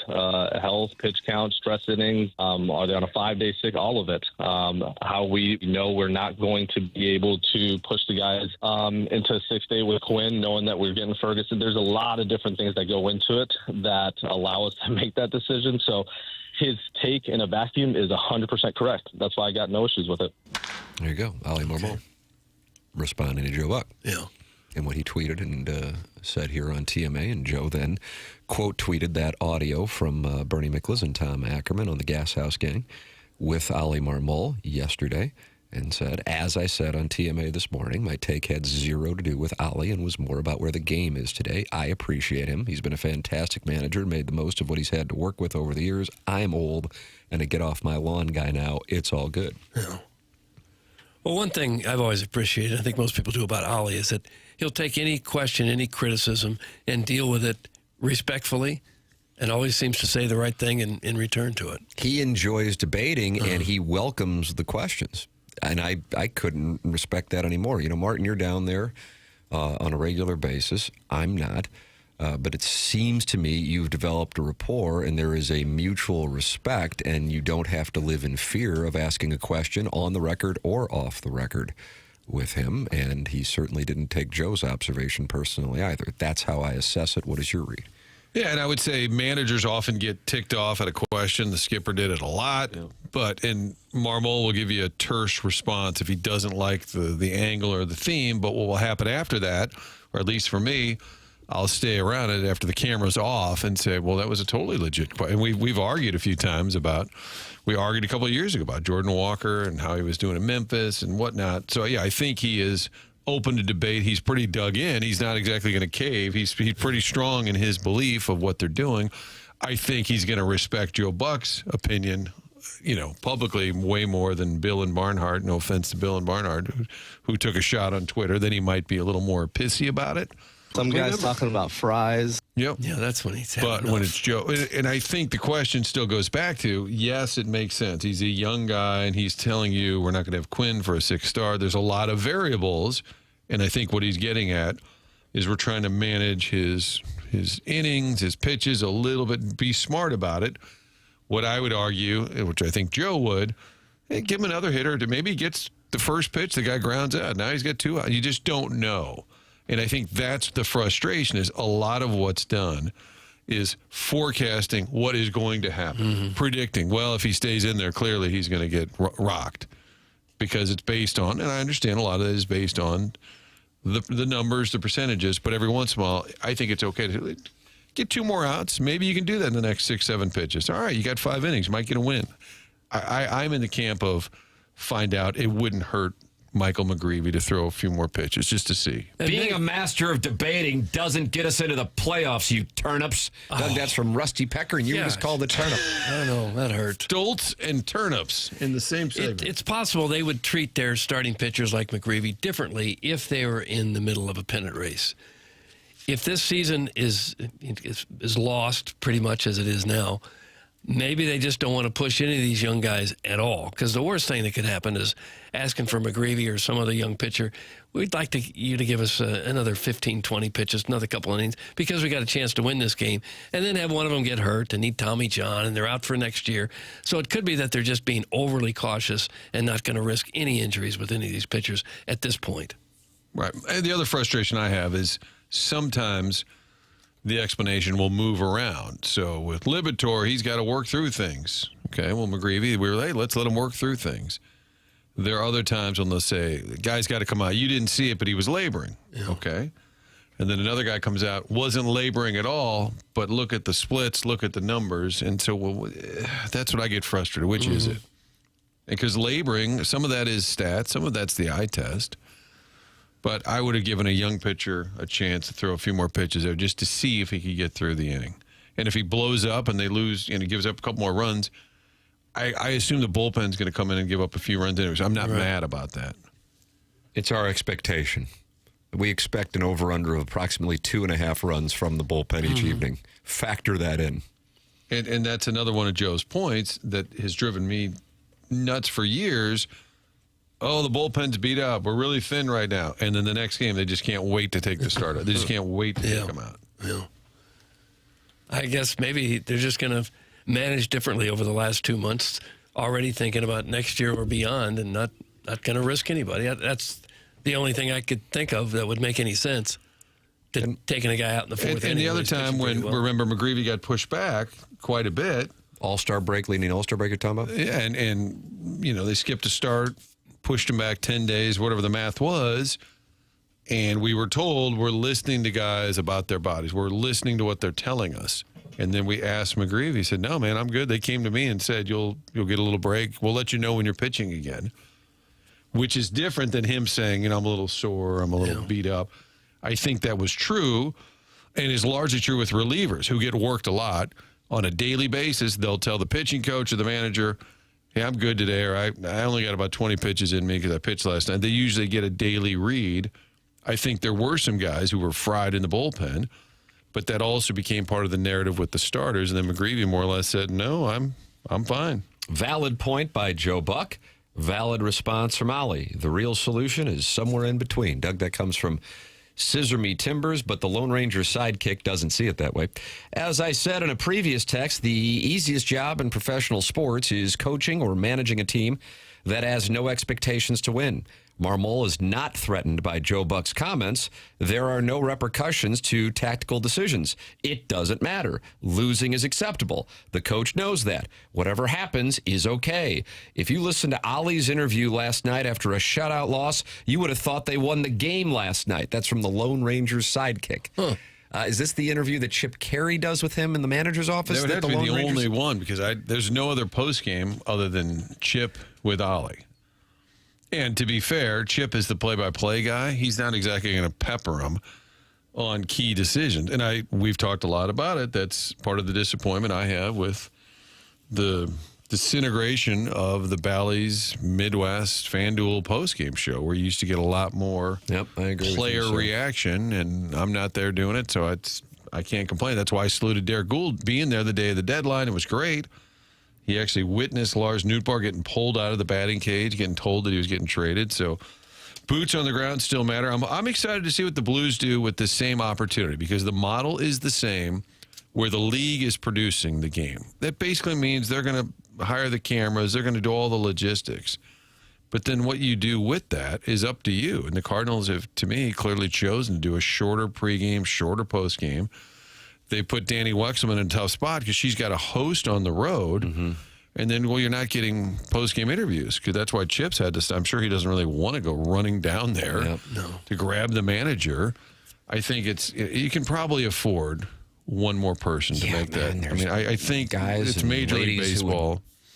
Do anything to have a gig on the Cardinal telecast and work for peanuts, which is one of the reasons why the industry's effed. And I think that's the reality. You would get. I just think it would be a lot more satisfying, because there are one of the great things about baseball, especially Cardinal baseball, is that daily debate. Yep. Well, what was that about?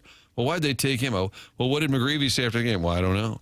Well, how come he didn't bunt in that situation? Well, let's go ask Burlow. Oh, we didn't. There's nobody there. I think it's missing for your fan base. Could not agree with you more on that. I feel really strongly about that, and I realize that we've all done this a long time, and oftentimes when media is talking about media, that irritates the fan base. This isn't like, hell, Doug and I aren't down there. Martin, you do go down there, but my point is, for access and for information, somehow in 2026, when theoretically it would be much easier than ever before to provide it, the Cardinal telecast has taken a step back. Now, I think the production's outstanding. It's not a criticism of the production. I'm just talking about a post-game show where I do think there is a real interest in explanations for some of these questions that people are presenting. And you also happen to have a manager who actually enjoys giving his reasoning, which adds to it. And you also have a young team where the teams that, at least when Doug and I were down there quite a bit, you had a lot of superstars, and they set the tone for media access, not just for themselves, but also kind of like, hey, when it was the McGuire and Pools years, it isn't necessarily the thing that we want for you to be super media friendly, because that's not something that we really care for. These guys, they gave Jordan Walker a cake. The Cardinal staff, I don't know if you saw this on the Cardinal social media, and he was like so excited and grateful. In 5 years, he might be like, I'm not doing some walking into the Cardinal staff and getting a cake. That's not where the organization is with the roster. They're young and they're comfortable talking. They're accessible. I think it's a great opportunity. That's why I always keep going back to, I think it's a great opportunity. But I also think it's a miss for the fan base not to have that. And Martin, you said Anook is coming in studio? Yeah, he said either this week or next. We started with the whole Navy caps on the road, but also the idea that they would do a poll, kind of getting the pulse of the people, which was fascinating. But yeah, he's going to come in either this week or next in the studio, and we can ask him about that too, because my understanding is MLB's production is kind of dictating some of these terms, but the Cardinals, I'm sure, in my opinion, have the ability to say, hey, we wouldn't mind going a half hour. We wouldn't mind having an extra person on the road. We wouldn't mind doing more with that time slot. So to be fair, we'll ask him why it is scaled back to the degree that it is. Because I think McGreevy the other night, that would have a perfect example. You'd love to hear from him in the locker room, and you get the scrum interview where maybe Derek Gould says, so what's that conversation in the fifth? You're out there. I'm assuming you want to stay out there. Did they tell you ahead of time what your pitch count was? The questions that we were asking McGreevy on the toilet the next day could have been on TV Monday night. He was on the bathtub. He was in the bathtub? He said he was leaning against the bathtub. He did? Oh, did he draw himself a bubble bath? He wasn't Watch this. in the bathtub. And all these bubbles. Do you know what that's from? Beverly D'Angelo. I don't know. European vacation. I thought he said he was leaning against the side of the bathtub. So vivid. I think you're right. Doug, when was the last time you took a bath? Great question. A bath? Boy, it's been a while. See, that could happen on the Cardinal postgame show. Good question. It's been a few years. I'm a shower guy. Yeah, I agree. Martin Snorting Ants doesn't like your approach. Okay. This is like the 100th time y'all are complaining about no postgame. That's from Snorting Ants. Oh, gosh. And then Scott, and is it Scott 8671? And then he typed a bunch of capital Z's. Doug, that's Scott 867. I may block him for that. Well, I'd like to address, if I could address Snorting Ants directly, I would say, yes, we have talked about this before, and it's particularly relevant right now with the topic that was largely debated Monday night. It would have been nice to hear some of the immediate reaction to it. What else? Almost everything we talk about, we have talked about before. I think this is the first time Jackson acknowledged he sits on a Sibian while pressing buttons. Do you know that there's only roughly 4% of Americans take baths over showers? How about that? Is that the first time this show's ever said that? And that's probably little kids. I think that's a nice read. No, I think these are adults. I looked up adults. Okay. Biggest waste of water, kids' baths. They just run the water for like 30 minutes and they're in and out of there in 30 seconds. Would you trust somebody if they're like, no, I only take baths? Feels like Sir John Gielgud would tell you that. It's just odd. Doug, watch this. And all these bubbles. What do you think about that? It's very cute. I barely fit in the tub. Is that right? You bulking up, come bro? on, you're not that big. Not fat. Length. Yeah. You ever do it? You get your feet up on the top of it. It's no good. Everyone I take a bath with gets a hint of a Han bomb and a valet man's khakis from my loofah. That's from the self-made stay-at-home Ladue mom. Now, there's something else we've talked about before. Her sleeping with a variety of people in the central corridor? And valets? And loofahs. Yeah.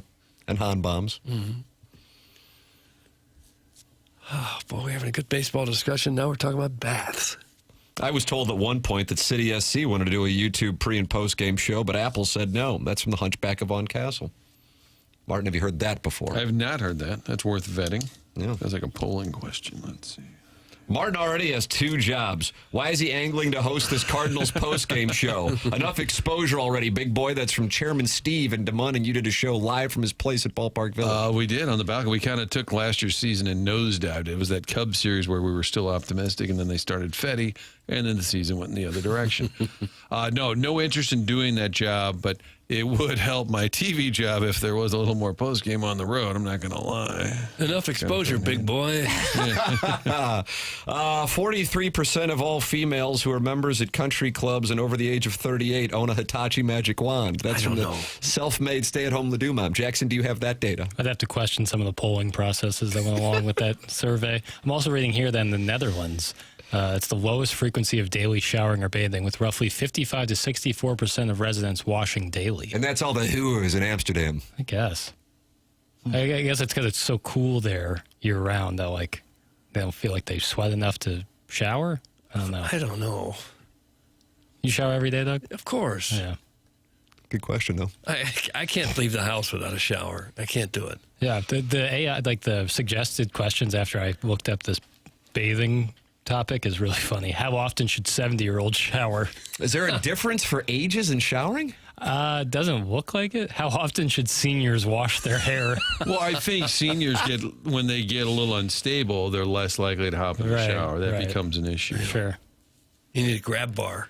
How often did Queen Elizabeth bathe? Queen Elizabeth the First. Great question. Probably took a full bath once a month. Ugh. How often do you think they took baths like 150 years ago? Or this is the Old West. In the 16th century. Probably once a month. Yeah. But at least everybody probably smelled the same way, so maybe you didn't notice it. You wouldn't notice it, I don't think.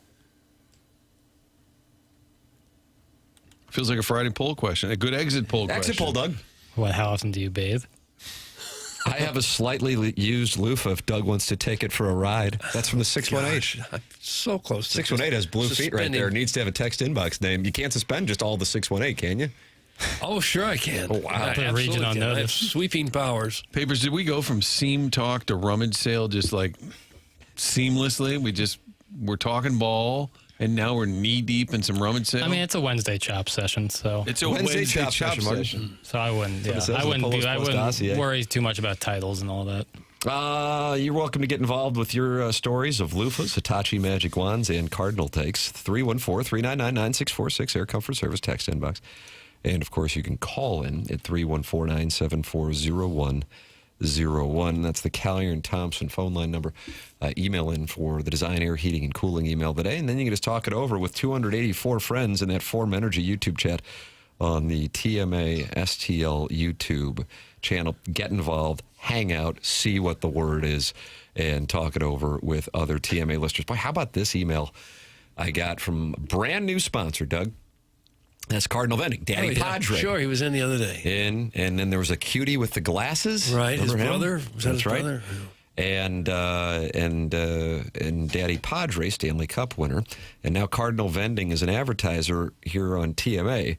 Their father, his name is Scott, with Cardinal Vending, sent me this email last night. He said, "Hey Tim, I wanted to give you a quick testimonial. In the 48 hours of partnering with TMA, we have already received 4 quality leads that look like they're going to lead to new business, and several specifically mentioned TMA in their messages. That doesn't include the dozens of texts and comments on social media. This shows the force of TMA and its loyal listeners. We look forward to what is ahead. Even if a decision maker at a business isn't a listener, there is a chance a TMA follower will tell their leadership to call Cardinal Vending. Thank you." That's from Scott Stewart, the father of Daddy Padre and the owner of Cardinal Vending, new sponsor here on TMA. So tip of the cap, as always, to the audience for supporting the sponsors. That's why the show exists. It's really the only metric that matters, and we are grateful for it. Now that I am aware of Cardinal Vending, I would say I don't know why you wouldn't have them in your place of business, in your office. It's a family-owned and operated business that is local, proudly serving the St. Louis area, going back to 1987. If your office break room could use an upgrade, Cardinal Vending can help. It's no longer just traditional vending machines. Cardinal Vending offers full-service vending, modern self-checkout micro markets, AI smart coolers, and premium office coffee service. They can convert your existing break room into a modern micro market at no cost to your company. Today's workplace break room is more than just chips and candy. Cardinal Vending offers fresh salads, wraps, sandwiches, fresh fruit, protein snacks, healthier options, plus all your favorite beverages and snacks. They handle everything for you, from installation and setup to stocking, maintenance, and ongoing service. So if you are interested in having Cardinal Vending take care of your office and your break room, go to cardinalvending.net.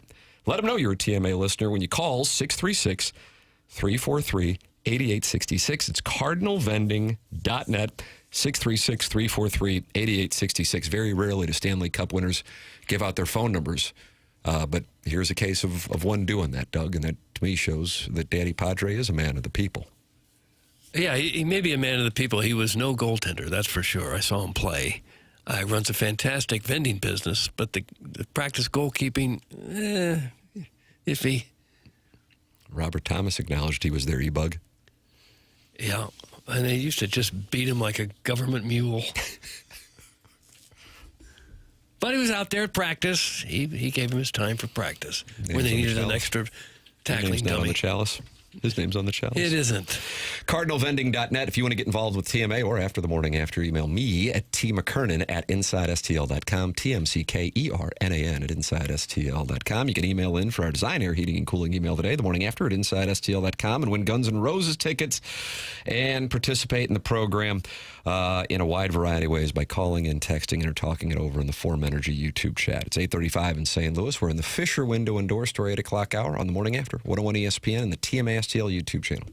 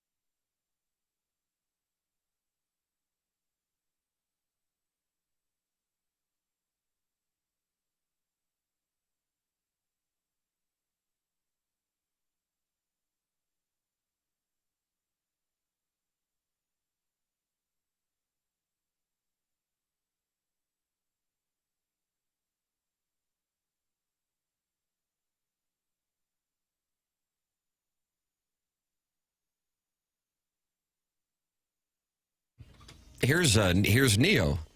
This was the concert that was Hollywood Casino Amphitheater. Jackson, are you a Neo guy? This is with Pitbull, right? Yeah, Neo would have been popular like when I was in elementary school. Mm-hmm. So definitely heard a lot of him, but I wouldn't say that I seek him out now.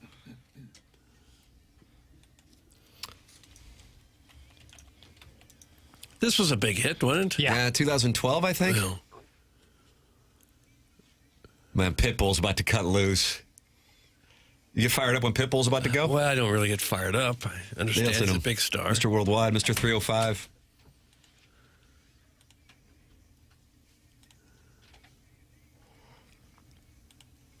Was Pitbull there last night? If that was the case, Ken Strode would have been there. He's a big Pitbull guy, Martin, huge of course. Pitbull guy. Maybe just been Ben Boyd subbing in. Dale. Chairman Kurt, were you at this show? No, he was sending I was feet at home pics. creeping on Snapchat. No, that's right.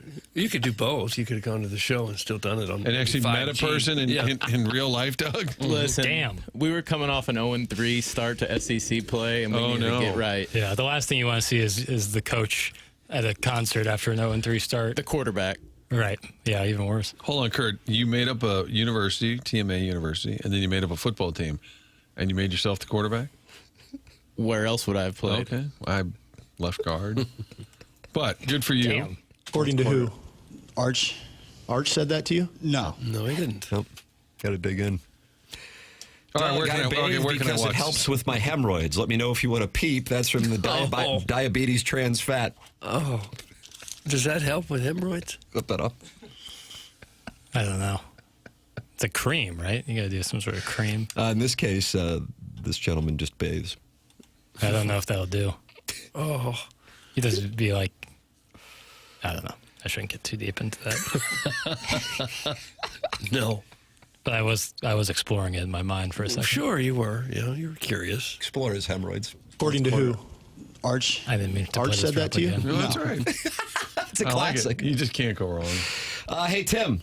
The Time brothers are renting a bus for the Texas-Missouri game, and we're saving 2 spots for you and Jackie. Just you two and 10 of the whitest guys you've ever met.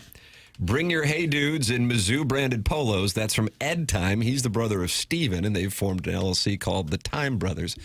Jackson, are you interested in heading on down to the game with guys wearing Hey Dudes? I wouldn't be opposed. Wow. That'd be the day after Mizzou and SLU That's right. play Hoop Rock. Your social media could be active that morning. Yeah, it's just that's going to be I'll be emotionally leveraged that Quick weekend. turnaround. Yep. But yes, I'd love to go to that game. I really want to go when Mizzou plays Texas in Austin. I went down there in 2008. Any of you guys go to that game? No. Missouri was a top 5 team, but they were coming off a surprising Saturday night loss to Oklahoma State. And my God, they got skull thrusted by the Longhorns. I think that was Colt McCoy. Yeah, I remember that. Jordan Shipley. Cats and dogs. That Kind was of a brutal. Mizzou tradition. Get people excited. And Oh, how dare you. Have fun on Tiger Board today. Yeah, you and Shaka. Nope. Shaka Khan's on there? Shaka Smart. Shaka Khan worked with Steve Winwood, though, in Higher Love, right? I think What's so. your favorite Steve Winwood jam, Doug? Oh, boy. His big hit. Arc of a Diver. I mean, I would probably go with the most popular ones from the 1980s, but that's probably not fair, Martin, because I'm not aware of his handiwork with Traffic and perhaps some of his earlier hits. So it would be cliche to say Higher Love and Valerie, but then Valerie had that classic EDM remix, right, Jackson? Did it? I don't know much about that. Oh, very famous music video. How Do You Do, J.D. Drew. Arc of a Diver is a little slow for this show, but that would be my choice. Traffic had that song with the really long title. What was it? High Heeled Girls in Red Boots or something? It was a really weird title. Doug, High Heeled Girls in Red Boots. I'm going to Can you do both? Can you go over and ask AD what the answer is? Doug, they're not happy in Pittsburgh. The Pirates post-game show. What do we have going on here, Papers? Yeah, so this was from over the weekend. This was leading up to the deadline. Like a post-game show, taking calls. And someone called in. We had Mike McGreevy call in from a bathroom yesterday. This person called in from a different place. these 13 games were probably some of the most important. But, Steve, what a 13 familiar games. place. What a familiar place. What a comfortable chair in which we sit. Exactly. You know, What can I get started for you? over the last decade. Hold on one second, Dan. Give me What was that? Are you in the drive-thru? Classics and that. Yeah, I am. I'm sorry. I apologize. I'm trying to get my. Trying to get my son thing. But Dan, where we are. Where are you at? Hold on a sec. Give me a second. Where are you at? Are you stress eating right now? No, I'm trying to get it for my son. I'm just trying to get it for him. Where are you? Wendy's at Latrobe. Wendy's. What are you getting? Two big bacon classics. Can you order me a therapy Frosty? I don't know if they have that, dude, but I'm telling you. Well, no, it's just for eat it on my behalf. You need something. You need something to soothe the pain. Find comfort in food. Stress eat, if you would, for me, please. Oh, I didn't care for the edit on the way out. But focus on the order at the Wendy's. The story itself was okay. So defeated to have to tell them what he's ordering. And he was getting his son too big. Yeah. It doesn't really help Growing boy. Doesn't help the stereotype of the demographic of who people call into radio shows. Is that really when you call in when you're in line? That's the drive-through line. Let me call the station right now. Unless it's a situation where like you've been on hold for 35 minutes and now you're taking your son to Wendy's, and they just happen to go to your call right when you get to the window. Oh, damn it.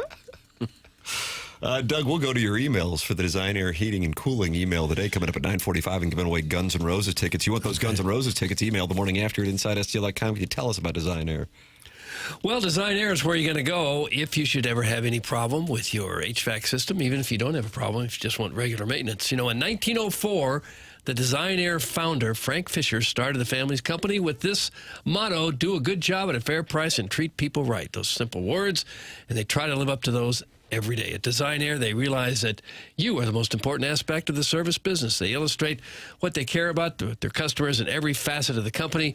Whether you need an emergency AC repair, you want to take advantage of their planned maintenance agreements, or want a new high-efficiency furnace or air conditioner installation, they will get you the same great service from Design Air that they always had. That's their commitment to you. And if you're ever not 100% satisfied with the customer service, give Design Air a call, and they will make it right. A-plus rating from the Better Business Bureau, multiple Angie's List Super Service Awards, and perhaps most importantly, home with a handsome repairman. Don't forget about Brad with his huge sex appeal. That's Design Air. Visit DesignAirService.com.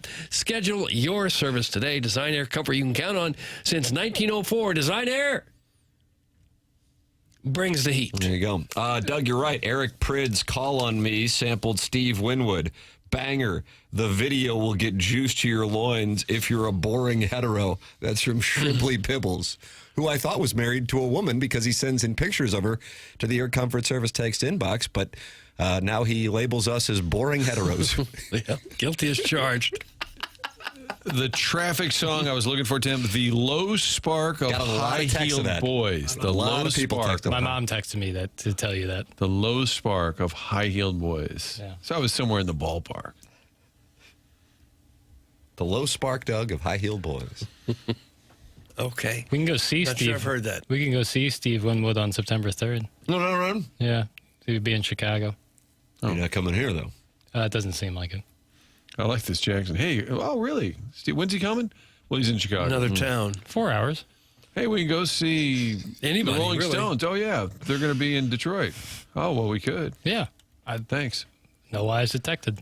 Guys, I would love to call in, but I'm currently getting my large adult son's 16 breakfast sliders at White Castle. Sorry, that's from Nordica Hockey Element. Yeah. Breakfast castles. What's see. the difference in a breakfast castle and a regular White Castle? I imagine there's an egg involved in the breakfast castle. White Castle's really diversified from what was a simple menu that only had your standard single White Castle and your double, Doug, maybe some chicken rings and some fries, and your soft drinks, and of course the famous coffee. And now, I mean, it's all over the map. They've really diversified. Oh, they have fish? They have fish, yeah. Oh, it's just where you want to get your seafood. Here's White Do Castle. they cut little holes out of the middle of the fish? I imagine. I used to I get some sliders, and I like the chicken rings. Even though they taste like the cafeteria chicken rings, I would get in elementary school at Old Bonham. Is it like an onion ring? No, it's like a chicken patty, but it looks like a little ring. It's like a chicken nugget in a different shape. Okay. And I like them a lot. And I still do, for being honest. Probably not a whole lot of chicken involved in a chicken nugget. I doubt it. I think it's all chicken. I don't know what you're talking about. Yeah. Live rib It's rib meat. It's called rib meat. Rib meat. Yeah, pressed rib meat. Oh. That's what I'm looking for. For whatever reason, something you just recently said upset somebody in the 636, Jackson. Enough is enough. Get this St. Louis hating trust fund baby out of our town by any means possible. Doug, that was sent in caps from the 636, Jackson. Is that about seeing Steve Winwood in Tinley Park, Illinois? Nope. I'm here to stay, baby. Oh, are you really? How about that? Yep. You would never move out of St. Louis? No, I didn't say that. You just said you're here to stay. Yeah, I'm here to stay. This was like a Ken argument. I'm here we do the shows from 11 to noon. Yeah. Then I'm liable to leave and never come back. But for right now, 10 toes down. Oh, okay. The fat community has really gotten picky over the last couple decades. The menu at McDonald's now has chapters. It's how kids in St. Charles learn to read. Doug, that's from Arbor Day. That's not nice. Chapters? I do see some breakfast offerings from fast food places, and it just makes me wonder, if you are to order that on a weekday, what's the rest of your day looking like? You know, are you going into the office and operating at the same efficiency, or do you need a nap at 9:30? I can see stopping at one of these places for breakfast if you're like getting up early for a road trip. Yep. You got a 3-hour drive. Let's hit a McDonald's and get an egg McMuffin and start coffee. driving. Yeah. But just as a regular breakfast stopping point, I don't know. It's a heavy start. Yeah. It's a good way to start your day. A little foundation, a little base. I don't know. I do like a weekend big breakfast. Is that right? Like going at a out, Sunsby? Yeah, like going out to diner or restaurant and having a big. But then you don't have lunch. You know, you don't need to get until dinner. Well, you're a brunch guy at the country club. Yeah, you know, 9:30, 10 o'clock. Like at 11 a.m. Chris's pancakes, and you just load up. Mimosa? I don't really do the breakfast booze. It's never really been my thing. I don't mind like day drinking, but like I'm not into Bloody Marys, mimosas. I'm kind of out on too. You know how much like mimosa you'd have to drink to catch a buzz? Doug? I don't. Your kidneys would be drowning in orange juice. Oh, really? Think about it. Pulp up to your esophagus. Keep thinking about it. Hey, Tim, you're the GOAT when it comes to your broadcasting, sports takes, and the incredible world wisdom. It's a shame that you have to carry the other losers on the squad. So let's make me text of the day and let me have some TMA swag, you cheap bastard. Or I can bring 4 to 5 phone books to the golf course that you can stand on so that I can look you in the eye like a man and smack the Doug Vaughn out of you. I love you always, Timmy. That's from Chairman's Pocket Partner. What in the world? Local broadcast hero, Tim McKernan. So I've got to bring 5 phone books so I can look this gentleman in the eye, and then he wants to smack the Doug Vaughn out of me? Hello, petite lesbian. He says dove on. No, dove on. Doug, egg white delights from Mickey D's Slap. That's from the 314. I don't know what that is. Egg white. Egg whites. Slap? Lower cholesterol? Is that what the... I do like an egg McMuffin. And watch this. Yeah. On a biscuit. Oh, really? Biscuit. I like them too. Never on a biscuit. I went to a phase here. Dare you. A biscuit is an awful vessel for any sandwich. How can you be an SEC fan and not like biscuits? Biscuits and gravy, that's not breakfast. I don't know what that is. I didn't say about biscuit and gravy. Yeah, but biscuits in general, bad vessel for You're anti-biscuits and gravy? You know what? I'll say it right here. Anti-biscuit in general. Really? Yeah. Yeah. I think Enjoy the Big 12. Overrated. Yeah, let's back to Stillwater, baby. We have a McDonald's a couple 100 yards from this station, and there for a while, when the show was over and I'm so darned hungry, I'd stop for a Egg McMuffin almost every day, and I put on about 10 pounds in a month and a half. Livered. But you wore it well. Nothing hits harder than a 9 a.m. mimosa heading to an SEC 11 a.m. kickoff tailgate. I'd drink about a gallon of those. That's from In DeBoer We Trust. In DeBoer We Trust, you boys don't have a lot of 11 a.m. kickoffs unless you're traveling on the road to Columbia. Right. I'd sooner just crack a beer at that point, though, than... Because, champagne doesn't have that much booze to begin with, and now you're cutting it with orange juice. You know, you're really drinking a lot there to feel anything. Papers are only a few weeks away from Lot L in Columbia, Missouri, the Huntley of the tailgate. Can't wait. Pony sundress season. First NFL game tomorrow night. Right? The Canton game? Yeah. It comes sooner and sooner every year. It always feels like that, yeah. It always feels like it's the middle of summer and they're starting football again. And I guess in some ways it is. The only people who don't like biscuits are socialists and Mao Zedong. That's from the Warson Woods Wacko. The shoe fits. Yeah, biscuits But you're on angry their about biscuits on their own is okay, but like a little with butter, a little honey. That's okay, but like as a sandwich, like as a You got some melted egg and cheese and vehicle bacon in there. No, Why not? There's so many better options. Somebody's coming at Arbor Day now. That's day. You don't. Let me tell you something. You're just starting to listen to this show. You don't want to come at Arbor Day, and you don't want to come at Buck Swope. But if you do, I mean, if you take them down, right, or Los Ween. Now you're topping everybody in the prison. Don't come at Los Ween. Don't come at him. Yeah, I agree with you. Poor Arbor Day. The classic story of the South County fat who's projecting because he cannot afford to escape his squalor and move out to God's country. That's from the overbearing sports dad, who I gather is not happy when Arbor Day said that St. Charles children learn to read by the chapters of McDonald's menu in the drive-thru. Again, I'm enjoying the show. Oh, thank you, base burglar. Lou. Yep. Hey, Jackson, you're a moron. Champagne typically has an alcohol content of 12% to 12.5%.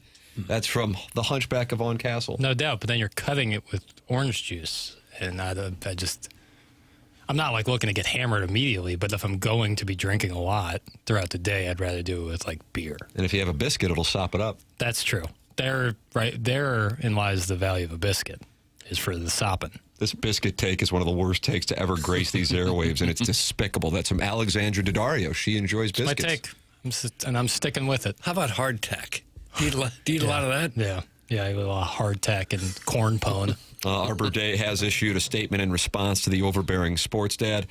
Guys, I sent a text that included obesity, St. Charles residency, and literacy. I knew what I was getting into. Enjoy your 3-car garage and beige siding. That's from Arbor Day. Oh, that sounds kind of nice. 3-car garage? That's about half of St. Louis, isn't it? 3-car garage? Well, there's a lot half of those. St. Louis has 3-car garages? Well, maybe not the beige siding part. Okay. You pay extra for that 3-car garage.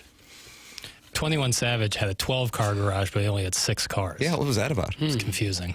Maybe. I guess he had some simulators out there? I think he was planning for the future. Oh, nice. Is this a sports show or not? Okay, leave us alone. That's from Jackson's Nightlight. The lines are blurred, to be frank with you. I have a nightlight? I don't sleep with a nightlight. You would have changed that name at some point. I probably gave it to somebody. Does the afternoon crew, do they ever change names for people? No, Mike Ross the Bear. Okay. At least I don't think they Tanner? do. I don't think they do. I can't speak with So certainty somebody on could, shows that are on after this show. Maybe. You know, I'll text Marshy. They could get a text that says, please change my name. I will text Marsh right now. Okay. Any excuse to send Marsh a text. Yeah, and I'll send a picture of my This is feet. like Chairman Kurt in the foot thing. Yeah, that's exactly Hey, right. fella. Hey, heard the show yesterday. Loved your take. Hey, big dog. Nice. Hey, big dog. Hey, what's trending? Maybe that was your best ever. Brown and Croupen's the best ever because they're the presenting sponsor of this program. They're online at getbce.com. That's Brown and Croupen, 314-222-2222, or online at getbc.com. Presenting sponsor of this program now for 3+ years, and we're grateful for their support, and we ask that you support the sponsors, just like you've been doing with Cardinal Vending, our new sponsor here on TMA. To the insurance company, you're just a claim number. To your team at Brown and Croupen, you're a person with a name that Brown and Croupen cares about and will fight for. Don't you want a local law firm, one that knows how to handle the big national insurance companies and the local courts? That's Brown and Croupen, part of our community since 1979. Go to getbc.com. If you think you may need Brown and Croupen services, call 314-222-2222. Or go to getbc.com. Make sure you let them know you heard about them on TMA. The choice of a lawyer is an important decision. It should not be based solely on advertising. Past results are no guarantee of future results, and every case is different. Must be judged on its own accord. It's 8:57 in St. Louis. We close out the Fisher Window and Door Store 8 o'clock hour, heading into the Mark Hanna Evergreen Wealth Strategies 9 o'clock hour here on TMA. Coming up on the Form Energy, we're giving away the Form Energy Listener of the Month. Coming up on the other side of the break, Doug, who has won our papal conclave? Did Martin vote? controversial topic between Jackson and Martin and their alliance. That's coming up, plus Guns N' Roses tickets. The prize for winning today's Design Air Heating and Cooling email today, the morning after, at InsideSTL.com is how you can email in for that. It's TMA 101 ESPN from the Stiefel Studios.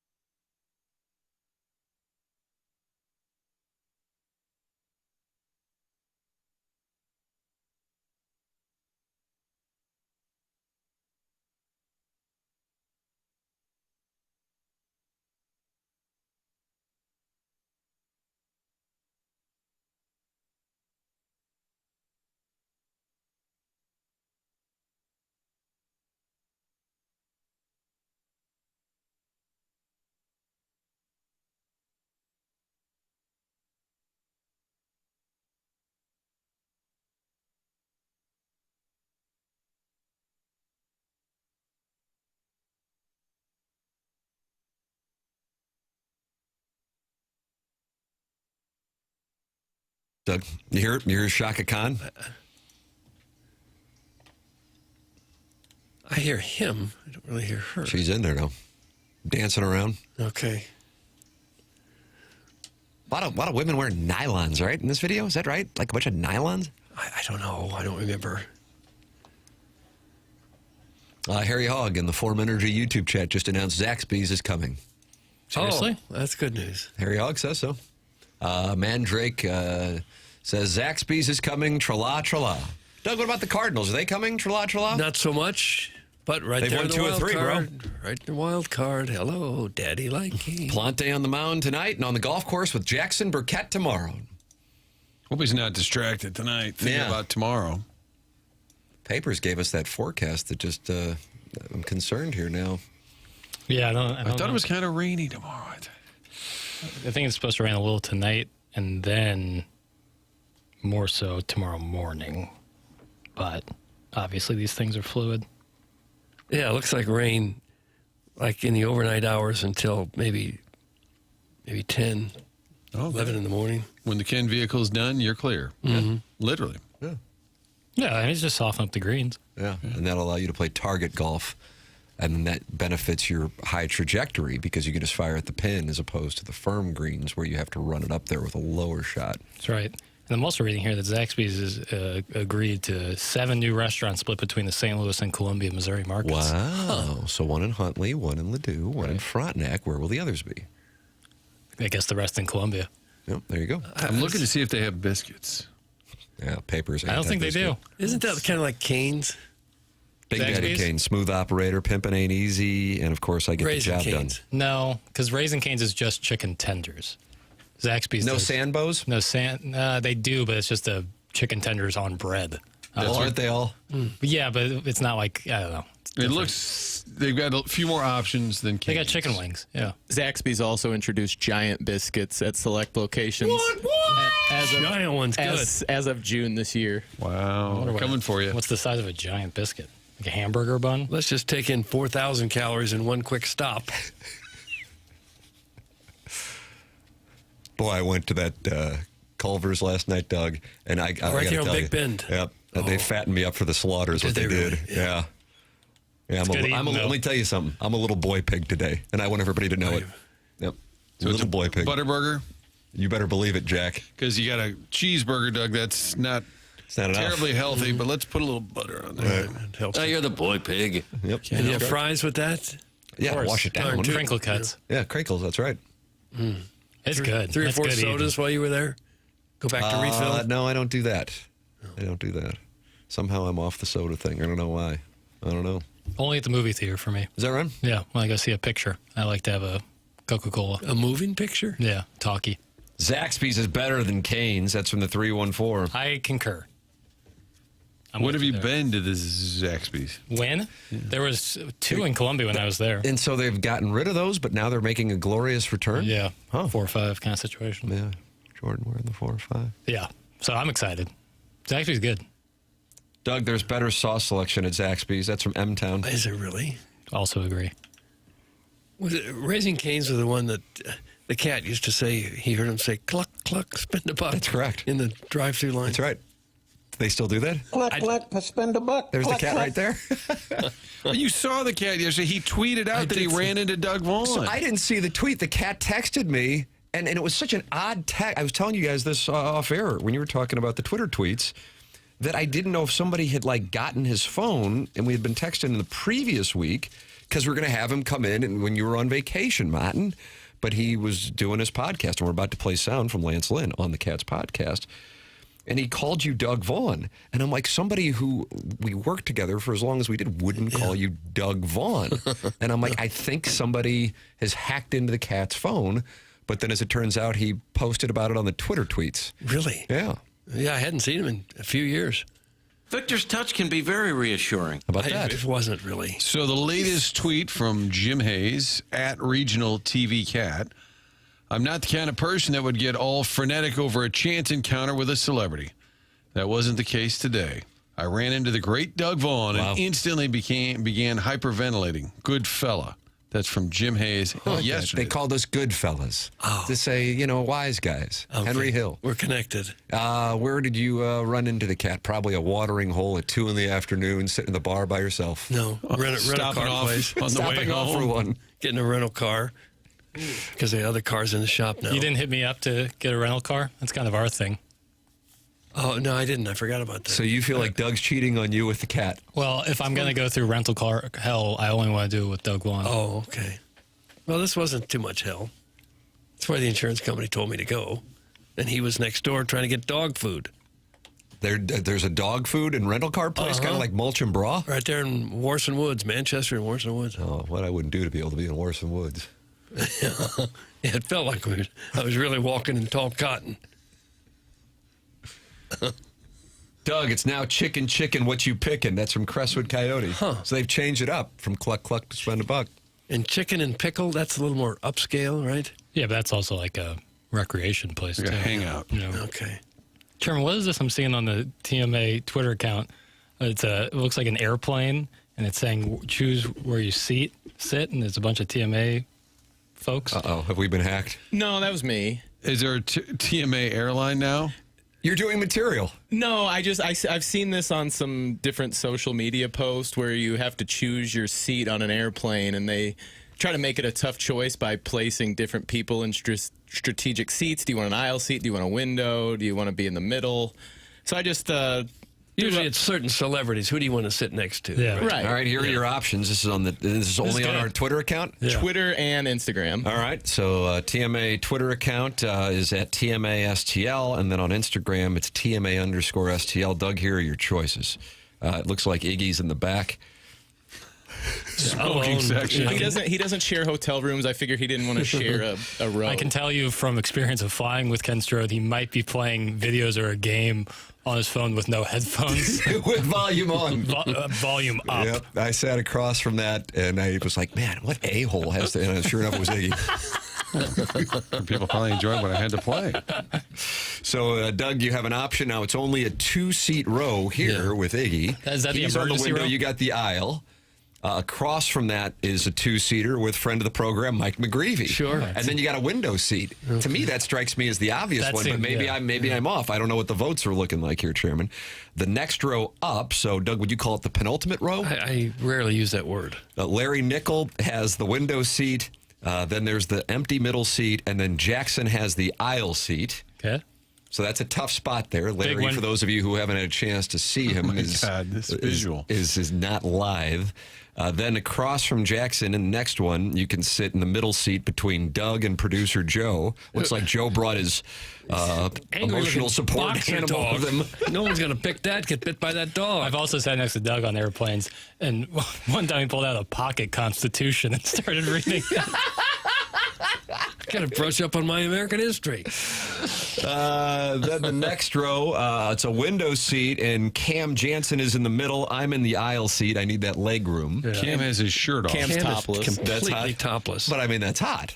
I can tell you if Cam Jansen's in the middle seat, he's going to be sweating. Yeah. Because I had to make Tim's row a little tougher, because any row with Tim, they're going to pick that one. So a shirtless, shirtless, sweaty Cam Jansen kind of dilutes the pot there a little bit. Okay. That would be a fun seat, I'll tell you that. Then you can have a middle seat between Chairman Kurt and Jim Edmonds, Martin. Killers.ha reunion. Yeah, exactly. That fantasy team where the one guy who didn't pay the entry fee was the guy worth $100 million. And then, Martin, you have an empty seat between you and Keith Kachuk. That's where we're putting the booze. Yeah, brown liquor, baby. And then across from that one, there's an empty seat between the Plowhawk and Joey Vitale. That's my vote. That's your vote? Yeah, I'm sitting next to Plowhawk and Joey Vitale. That would be a fun But you're already seated next to Larry Nickel. I'll ask someone to switch.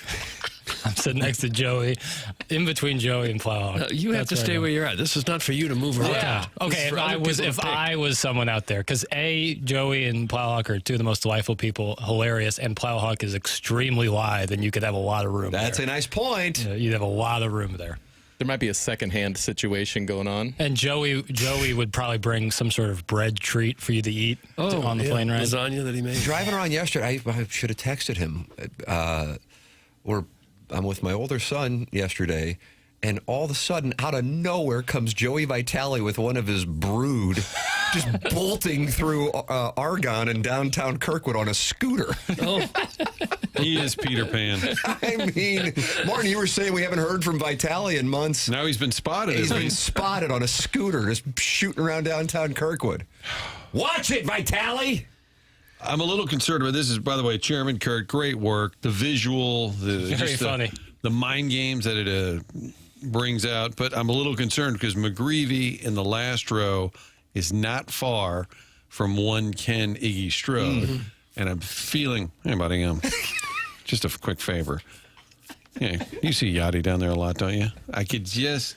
Well, Iggy could be in the back row, and McGreevy could be in the front, and Ken would make his way up there. Yeah, he would also hit up Walter. He would also hit up Cam. And he would also hit up Edmonds and Vitale. And he's not far from producer Joe, which makes me a little nervous. I think Joe should sit in front of Iggy, and then he'd be kicking the back of his seat. I should have put those two in the same row. Yeah, that would be your entertainment for the flight.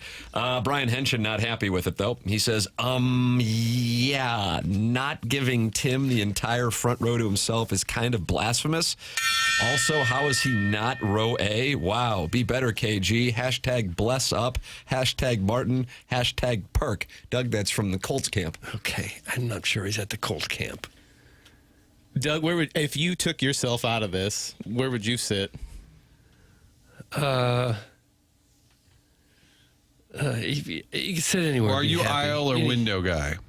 I prefer the window. Is that right? Why is that? Well, you can lean up against it, and in the aisle you get hit by people. If you try to stretch your leg out and close your eyes, someone comes by and steps on your foot. Easier bathroom access. Speak for yourself. Yeah, I can usually go 2 hours without having to go to the bathroom. Must be nice. Brag. Yeah, bragging about my bladder. You're not sitting next to Walter. You might need to pee. Hey, he says, getting up again. Just hold it. We'll be there in 2 hours. Crap yourself. I don't care. I think I'd sit in the window. I'm more of an aisle guy, but I think because it's McGreevy, he's pleasant, good conversation. That's the safest. A lot of middle seats that don't look appealing, not because of the people, just the middle seats. There's one there's an angry dog in there, too. Yeah, Producer Joe's dog. It was surprisingly hard to find a picture of Producer Joe. Is that right? What about when he's scrapping over at a stag bar against somebody at midnight? Yeah, what if he's in his boxing garb? Does that change your vote? He does have 2 career fights under his belt. 3. Who all? No, is it 2? You're right, 2. Yeah, he lost the strap to Timberfake. Yeah, Evan and Tim. Yeah, that was a tough night for him. Yeah.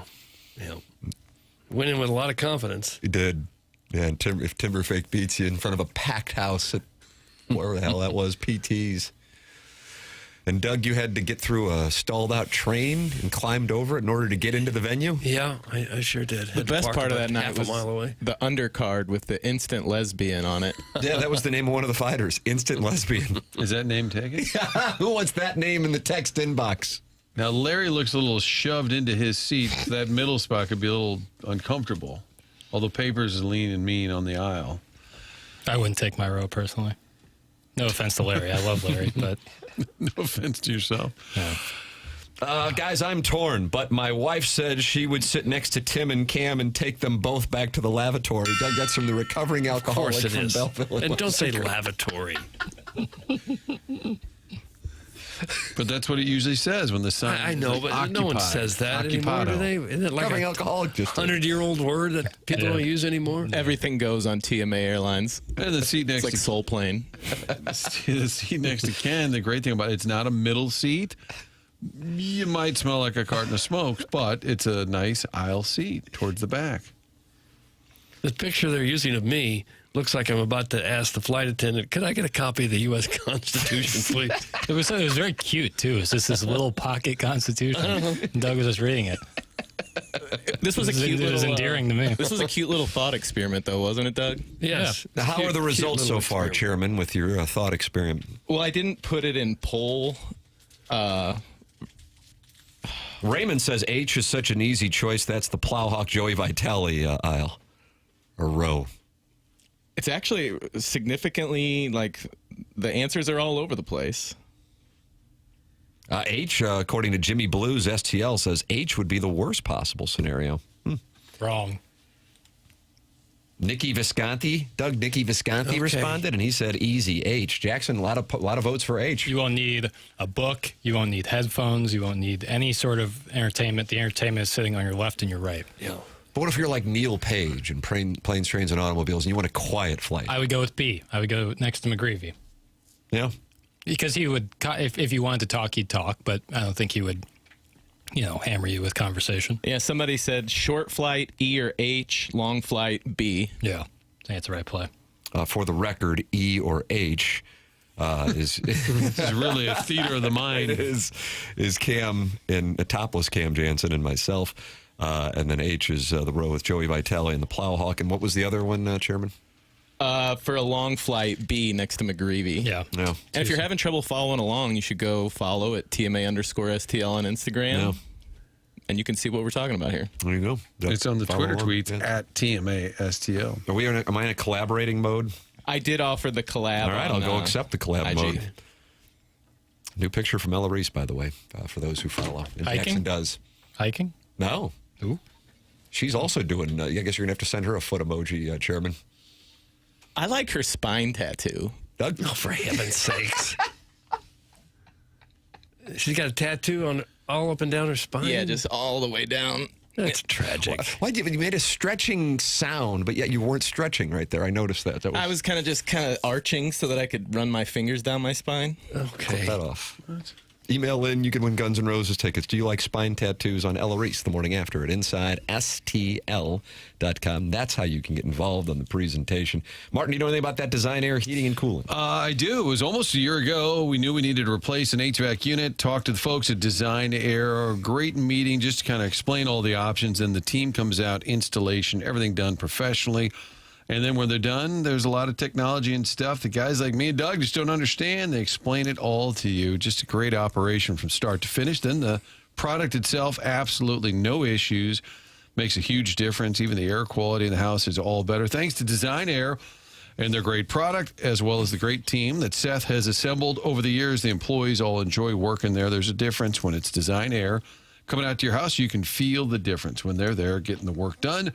DesignerService.com, great website where you can set up an appointment or sign up for that maintenance program. That way, year-round, you are covered. Any issues with the furnace in the wintertime, AC during the summer, that's going to be taken care of with that maintenance program. They've been around for more than a century. Family-owned and operated St. Louis business that supports TMA. Get online at designairservice.com. There it is. Design Air. Sponsor the email today. Send yours in the morning after at InsideSTL.com. You can win Guns N' Roses tickets for Sunday night, August 16th at Busch Stadium. Find all the ticket details and a bonus chance to score free tickets for Guns N' Roses right now at 101ESPN.com or on your 101 mobile app. The program's called The Morning After. We are in the Mark Hanna Evergreen Wealth Strategies 9 o'clock hour here on TMA from the Stiefel Studios.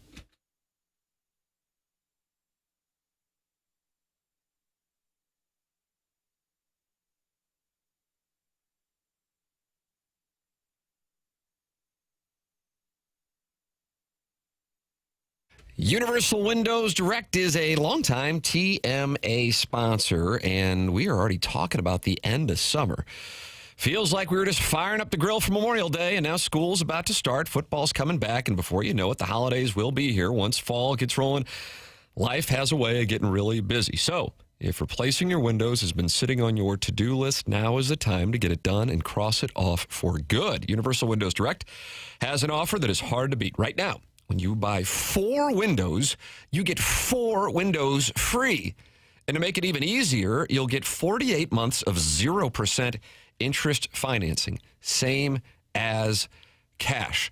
That's what they've got going on at Universal Windows Direct. Call 314-334-2522 or visit universalwindowsdirect.com to schedule your free estimate today. Buy 4 windows, get 4 free, 48 months of 0% interest, same as cash.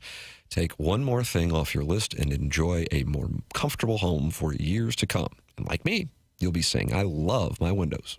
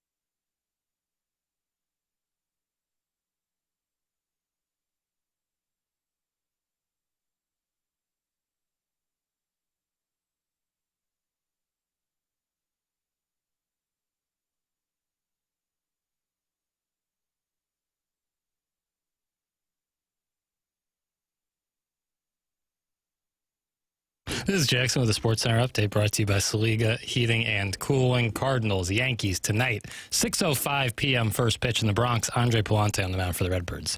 That was another Sports Center update brought to you by Saliga Heating and Cooling, a Daikin heating and air conditioning dealer.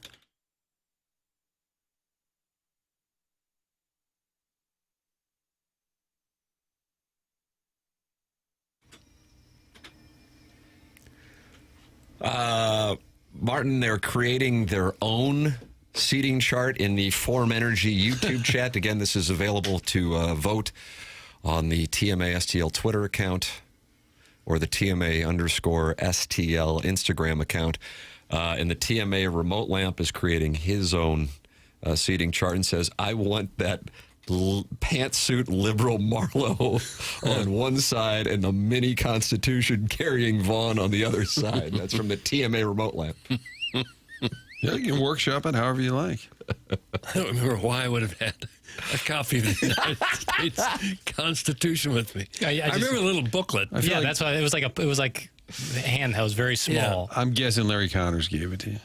I think I got that in Hannibal when I went through Mark Twain's That's folksy. house. To get a copy of the Constitution in Hannibal it was just folksy AF papers. So I was sitting there next to him. I was like, man, I can't believe how folksy this guy is. It was like a little Cliff Notes version. Yeah. And you found it, you had it, and you just, well, I suppose I'll read up on it. He was Never boning hurts. up. He was boning up, which I appreciate. So you need to probably put your carry it with me seatbelt all the on. time. Yeah. No, actually, I don't. You know why? Our forefathers need to start preaching. Sharon and Clayton has given her vote. Jackson, where do you think Sharon and Clayton voted? Next to Cam. No, but then she'd be close to me. Okay, in between Martin and Kachuk. Good guess. Row D for me. Next to my buddy Doug. Even though he called me yappy, we could watch movies together. And so I could kick Dirtbag Edmund's seat the entire flight. That's Sharon and Clayton, not a fan of the Real Housewives of Orange County. And maybe that's just a competition thing with the Real Housewives of TMA. I don't know. When's it taking off? Shouldn't planes only have like 4 people on them? Why? What is this Lambert we're flying into? Why are there 12 people on this plane? It's too big. Can you imagine? That's not too far off. Snorting Ants supports you getting a Constitution and Hannibal, Doug. Douglas Elvin Vaughn is a real, true-blooded American. God bless you, Doug. That's from Snorting Ants. Because I'm reading the U.S. Constitution on airline flights. From Hannibal, though. We were talking about the cat running into Doug yesterday, texting me about it, tweeting about it. But he's also hosting a podcast with Lance Lynn and Matt the Bat's gone dark, though, Martin? Matt Holiday's gone. Yeah, I feel like I've texted him a couple times, too. Trevor Rosenthal said he was with him in Phoenix, but he has not been on that Cardinal territory in a while. Lance Lynn is always making news, and he had these thoughts on the trade deadline, in specific for people going after the Dodgers. Here's the former Cardinal on the Cats podcast. The way I see it is there's 29 billionaires bitching about another billionaire doing it better than they can do it. So that's where we're at right now. So it's like, hey, he's hurt our feelings because he's done this, this, and this. We need to make new rules, and we need to have a this because it's not fair. Every team had the ability to give up 4 or 5 names that people have never heard of for Scooble. They didn't. Dodgers did. Every team had the ability to sign Shohei. Only 3 teams were offered him more than whatever. The Dodgers are just ahead of everyone, and everyone's upset about it. And that's what it is. But here's what people don't realize. It's like, okay, they do all this spending. All that. The Dodgers have the best minor league system. Why do that? Because they develop better than everyone. So we're going to tell them that they're not allowed to develop players because they're too good at that too. So the gist of everything is everybody's mad because they've done everything perfect, and everything that other teams have tried to do has been failure, and then they're reaping the benefits of running a business the way it needs to be ran, and they're running it to try to win. They're not running it to try to make money. They're running it to win championships. Not every owner does that either, so they don't like that either. So are they ruining baseball? For 29 fan bases and ownerships, yes, they're ruining baseball because they're better than them at everything, and they don't like it. But no, because You play this game to win, and you play this game to put the best product on the field, and that's what the Dodgers do. So I think every one of the other teams should take a page out of their book and try to win ball games instead of bitch about other teams doing things better than them. There it is, Lance Lynn. The old players' talking point. You're going to start hearing more and more of that with the lockdown looming next year. And it is true. Like if the Brewers, and there's some stuff coming out of Milwaukee now, what they were willing to offer. I think the Dodgers, and again, what did they give up really? But any team that gives up a handful of prospects, you know it's for a rental, except in L.A., you know it's not a rental. He's going to stay. I think the Brewers are the better model for other teams to look at. Most teams can't spend like the Dodgers, so whenever the Dodgers have a hole, they go out and buy the best free agent on the market. The Brewers don't do that. And yet the Brewers are right. The Brewers have the best record in baseball right now. But they never win in October. Small market. I know. That's the frustration, but they don't do anything in the postseason.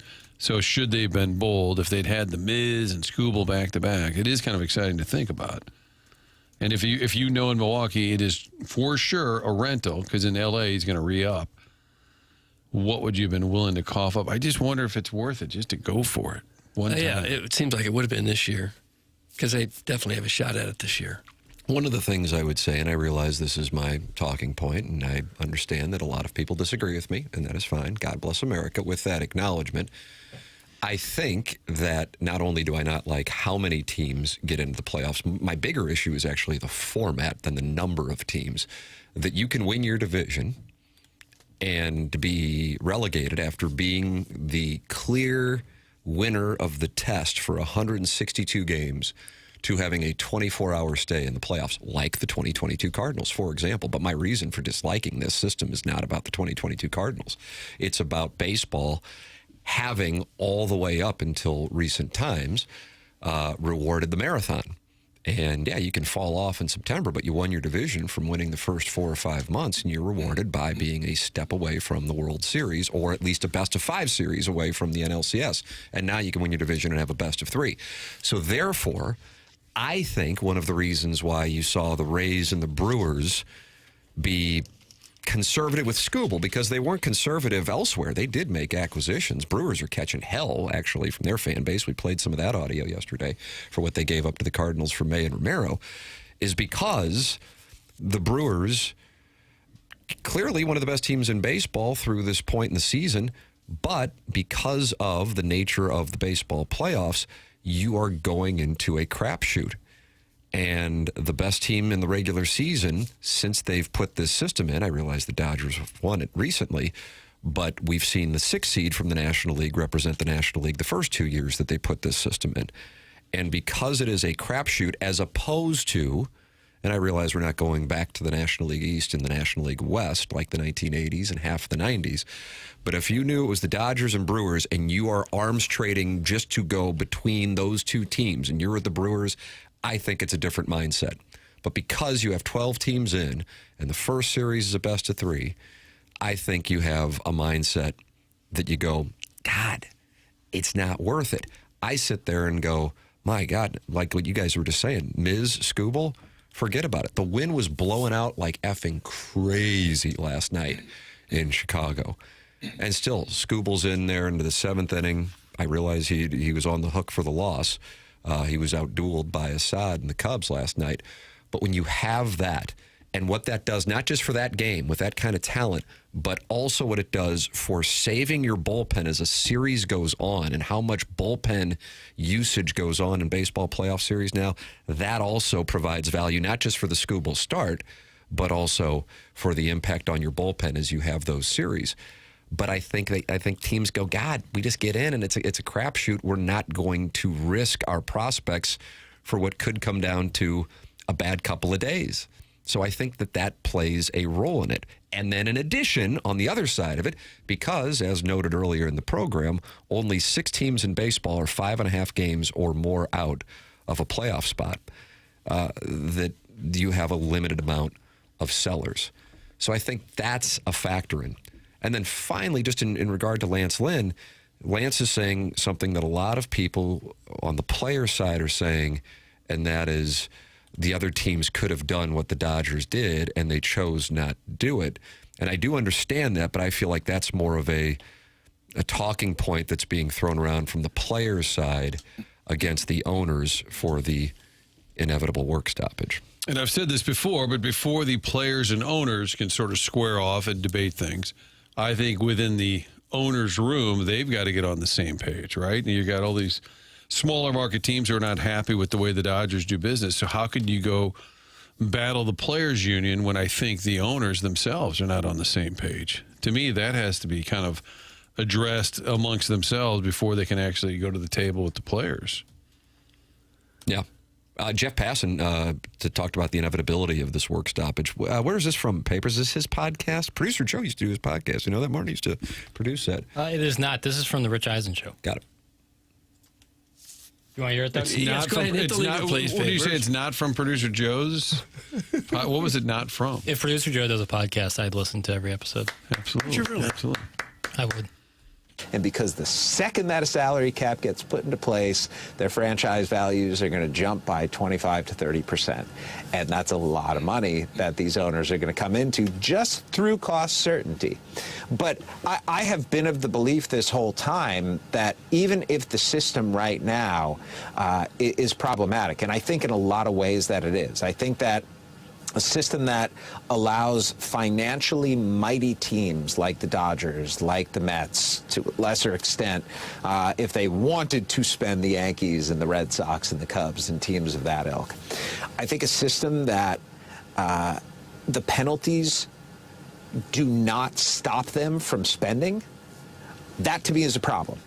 That to me, when you have a free cash advantage the way that the Dodgers do and the way that the Mets do in particular, and that cash allows you to give out contracts the size that they do, you need to have penalties in place that hit these teams where it counts, and whether that's via draft pick or whether that's via transacting, whatever it is, I just think that there are creative compromises, Rich, that if both sides were not so dug in, and I think the league on this one, they're not going to do this, but to me, the league is the one that's trying to fundamentally change a system that's been in place for more than half a century right now. And the onus, therefore, would be on them to try and convince the players that this is the right system. I don't think they're going to with a salary cap. I think that the players right now are extraordinarily dug in because they don't think that what MLB has presented to this point is going to change the competitive balance aspect any more than what their plan would do. Jeff Passan, Rich Eisen. Seems like the national reporters are a little more in lockstep with players, doesn't it? And maybe is that historical? Is that? I agree with you. I don't know what to say about that, but to me, it's like if I were doing a podcast and sitting with Jackson for 5 hours on QFTA, I would go deep diving into my theories as to why. I will just do it in a simple, more radio format here. These people we're hearing from rely on players as daily interactions. And I think if they came out in a different stance, that could potentially be a problem. That's my theory. Yeah, that's probably it. God, that just seems like if you're Passan or Rosenthal and these guys, that you would still have plenty of access. But, and maybe they truly believe it. Maybe it's just an in general thought against. And they rely on agents. And by the way, and that might be actually more agents important who are as their sources. Yes, I think that's even more relevant, maybe even than the players. But also, there just seems to be this mindset that the owners are the big bad guys and all of this, right. And yet the players are making $400 and $500 million, but they're the poor little guys being victimized by ownership. It's so frustrating to just have an end result that everybody has said is coming. It's coming. It's like, well, we can't possibly do anything about it. Nope. All right, we'll just have a lockout. Yeah. It's just a depressing thought. And you wonder what the lockout will even achieve. If they'll come out of it fixing it the way the owners want it fixed, or if it'll just ruin a season and nothing will ever change. And I want you to remind me, Doug, that next March and April, I was complaining. I would die to see Ryan Stanek come in and give up a home run and a walk. Yeah. I would die to see Gastelum lose it in the 10th. I should enjoy that. I should enjoy this while I've got it. That's on me. It seems to me the biggest issue should be, how do you make the league as entertaining as possible for the largest number of people nationwide? Instead of who are the richest owners, they're the ones doing it right. Everybody else can just kiss off. I don't think that's the best way to approach it. The difference, I think, here, if we wanted to use, because there have been other issues between now and going back to the famed work stoppage of 1994 with ending the run of having World Series, is now you have the 3 other major North American professional sports leagues using a salary cap and having success. And that, I believe, this would be a sourced conversation, primary source, is one of the biggest elements of the fight that the owners are going to use. That you said in 1994 it would destroy the league, it would destroy compensation. Okay? Well, now take a look at the state of the NFL. Take a look at the state of the NBA. Take a look at the state of the NHL. As simple as it is, and perhaps that's unfair, but I really believe the first commandment for members of the Major League Baseball Players Association when you sign up is to not be part of the generation that gave in on the salary cap that players for decades before fought to keep from happening. I really believe it's more dogma than critical thinking. And that is why I am on the side of the salary cap. Yeah, probably so. And the numbers we heard being bandied around a couple weeks ago, it was like $245 million, wasn't that about it? With a floor of about $150 million? That's roughly what it was, I think. Meaning almost half the teams in the league would have to spend more. And I think only a handful would have to spend less. So the owners formally proposed a hard salary cap of $245 and a minimum salary floor of $171. $171. That's still a pretty solid payroll.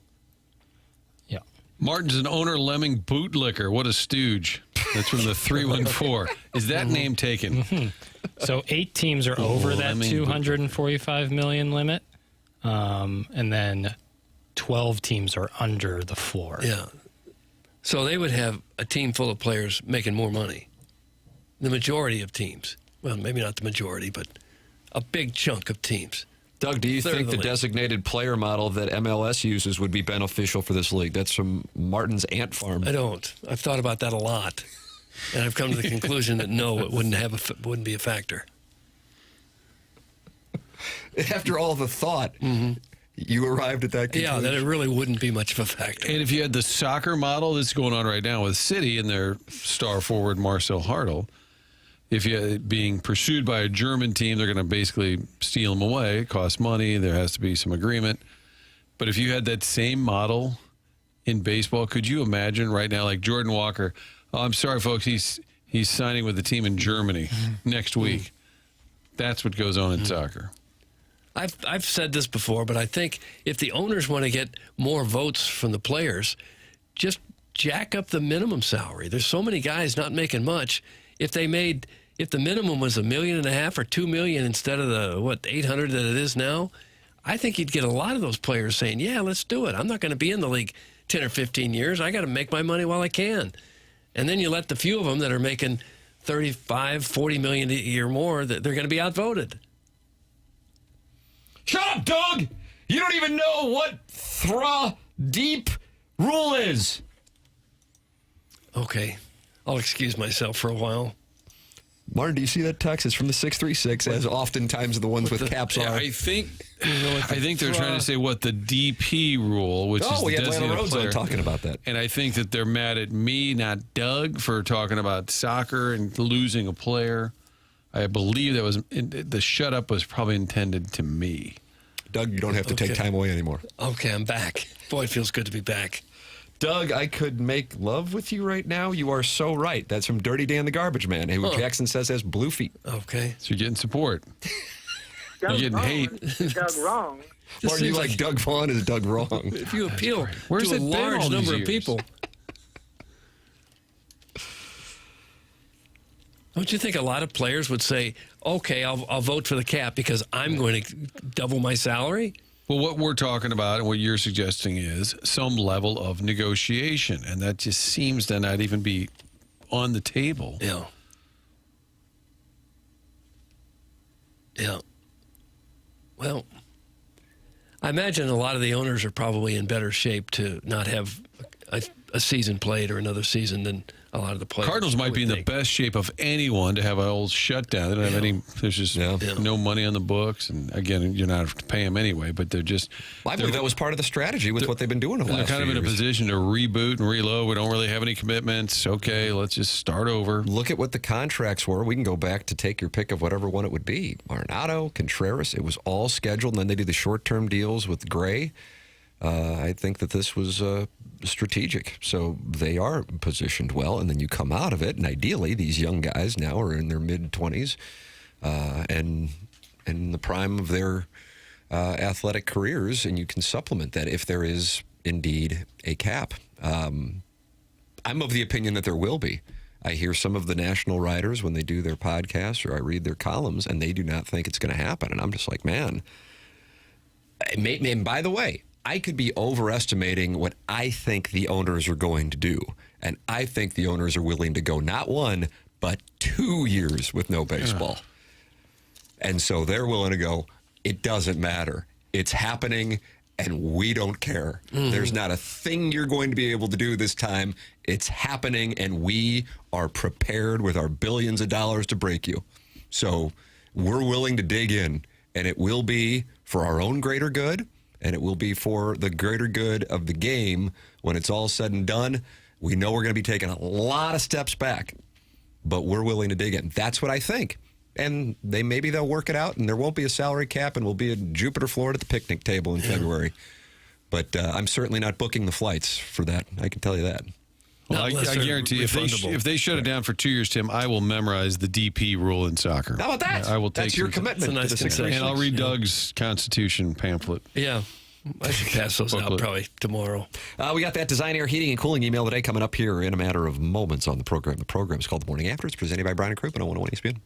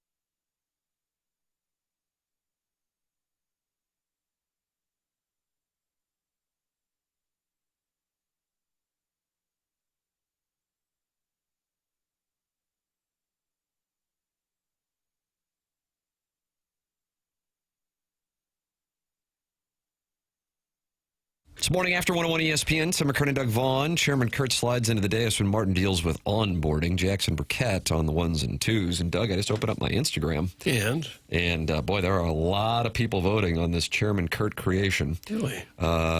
So far, just posted. It's at the TMA _STL account on Instagram, TMA STL on the Twitter tweets. And it's an error.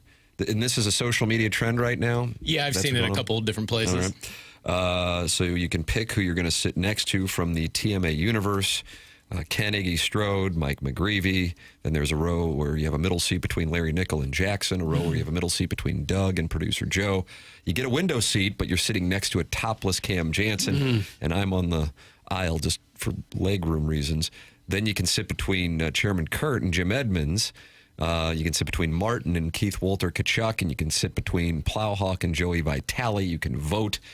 Cam Jansen has put in a request to put his shirt on. I don't think you're going to do that, though, Chairman. No. It's too late for that. And he does sweat a little bit, you see. I can't cast stones on that particular detail. Your response when Cam asked if he could put a shirt on was that's part of the appeal of sitting next to you. I agree with that. Iggy has voted for himself. Doug, that caught you off guard. He says, never thought that. You get me alone. Nice.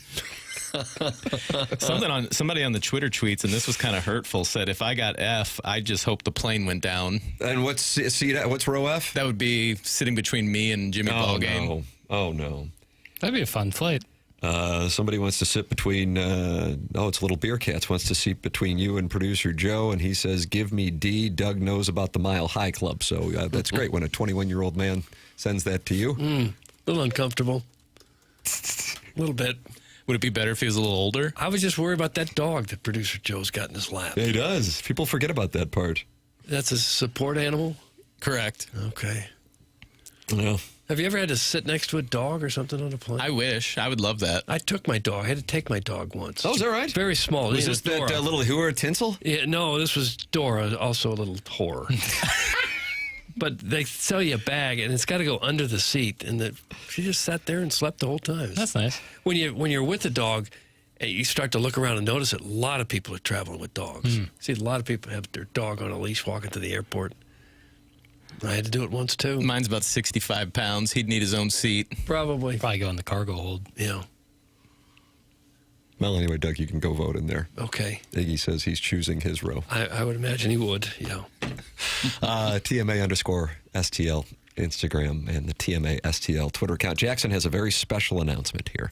Now, of course, we're going to have the Design Air Heating and Cooling email today coming up on the polosplus.com dossier with the Guns N' Roses tickets on the line. But wow, what a month it was for TMA. July 2026. We'll always remember where we were in July 2026. Yeah. Right here. And this is the Form Energy Prize Pack TMA Listener of the Month. The Papal Conclave is complete. Did Martin vote? He did. How about that? He did. Am I always the first one to vote? It doesn't tell me who exactly votes. But when I get it, and I see it, and I vote. Yeah, bang, bang, but when bang. I see 4 votes only, and it's like 12 hours after, I can take a stab at who the missing vote is. Having said that, all 5 of us voted, and we have come to a consensus. Ooh. The winner for the month of July, maybe I would say a long time coming, Big Al. Big Al! Doug! Big Al is the winner of the Form Energy TMA Listener of the Month. What a moment. Yep. That's a win that everybody can support. Yeah, that is, it's a legacy Oscar right there for him. A legacy Oscar. Yep. And then Did DiCaprio get one in The Revenant? No, that was also a long time coming, but not a legacy Oscar. Like that was not a legacy Oscar. I think I go like more like 70s. Like Martin Landau won one year. It's like, all right, you're the man, Martin Landau. Here's an Oscar. Is he an Entourage? Sure, he plays Bob Ryan. Yeah, that's right. What if I were to tell you? It's fantastic. It was like one of the last things he did. He was a star of the original Mission Impossible on TV, right? Way back when. Right. He played Bela Lugosi and Ed Wood. Oh, did he? Yeah. Yeah, he's got kind of a unique look. Sure. But great. Legend. Also in Rounders. Yeah. He's you're telling a lot of stories about the yeshiva. if I remember correctly. Guess who's on MLB Network right now? Well, I know you guys know the answer. The audience doesn't, most likely. Ivan Herrera is in studio and doing a long segment with Mark DeRosa and the crew from MLB Network right now. Talking it over with Sean Casey, who both Doug and I agree is probably the friendliest professional athlete we may have ever covered. Yeah, he was. And Mark DeRosa, so he's in there talking it over. When they were in there in New York, when they were playing the Mets a little while ago, McGreevy and Weatherholt went by the studio. So Ivan Herrera is in studio talking it over with him, going through his hitting approach. So he's a super friendly guy himself, Ivan Herrera. So he's in there right now if you want to tune in. MLB Network, Cardinals wrapping up the series with the Yankees tonight. Andre Palante on the mound as they try to win the series against the Yankees and then come home, Doug, and then see if you can sweep those pesky Colorado Rockies. Rockies are hanging tough. Yes. They're just 24 behind the Dodgers now. Right. Striking distance. A lot better than they were last year, I think. Yeah, so they're making a Sunday charge. But I don't know about the chart. The Dodgers have lost 5 in a row. Yep. Second time this year they've lost 5 in a row. Clinging to that 9-game lead over the Diamondbacks. Yeah. Scooble start yet last night. That's right. I watched it.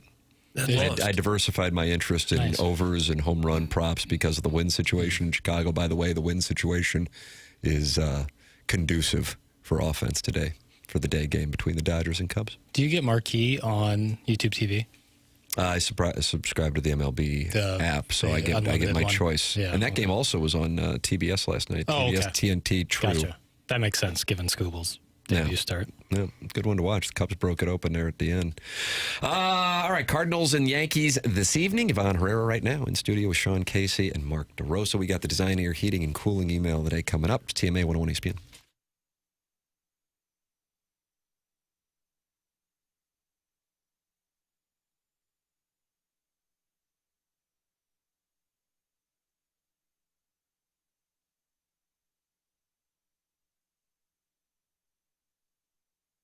I've been working with Ryan Luchtefeld at Del Mar Mortgage for the last few months, and what a pleasant experience it's been. It's been easy and helpful, and man, I'm telling you, the world has changed quite a bit with the ease with which you can buy a home or refinance in 2026 with Del Mar Mortgage. Number one, Ryan just says, hey, call me or text me. Here's my personal number. Great. Here it is, 618-593-3608. That's 618-593-3608. He is with Del Mar Mortgage. Del Mar Mortgage has been in business for 60 years. It's a family-owned business. It's who I am working with. And then Ryan has been doing it for 22 years in this industry, and 13 of those years with Del Mar Mortgage. He, of course, played with the St. Louis University Billikens and is also our contributor on the program during the Billikens basketball season. If you are looking to buy a home and want to get pre-approved, I recommend in a major way Ryan Luchtefeld and Del Mar Mortgage. 618-593-3608 or go online at delmarmortgage.com.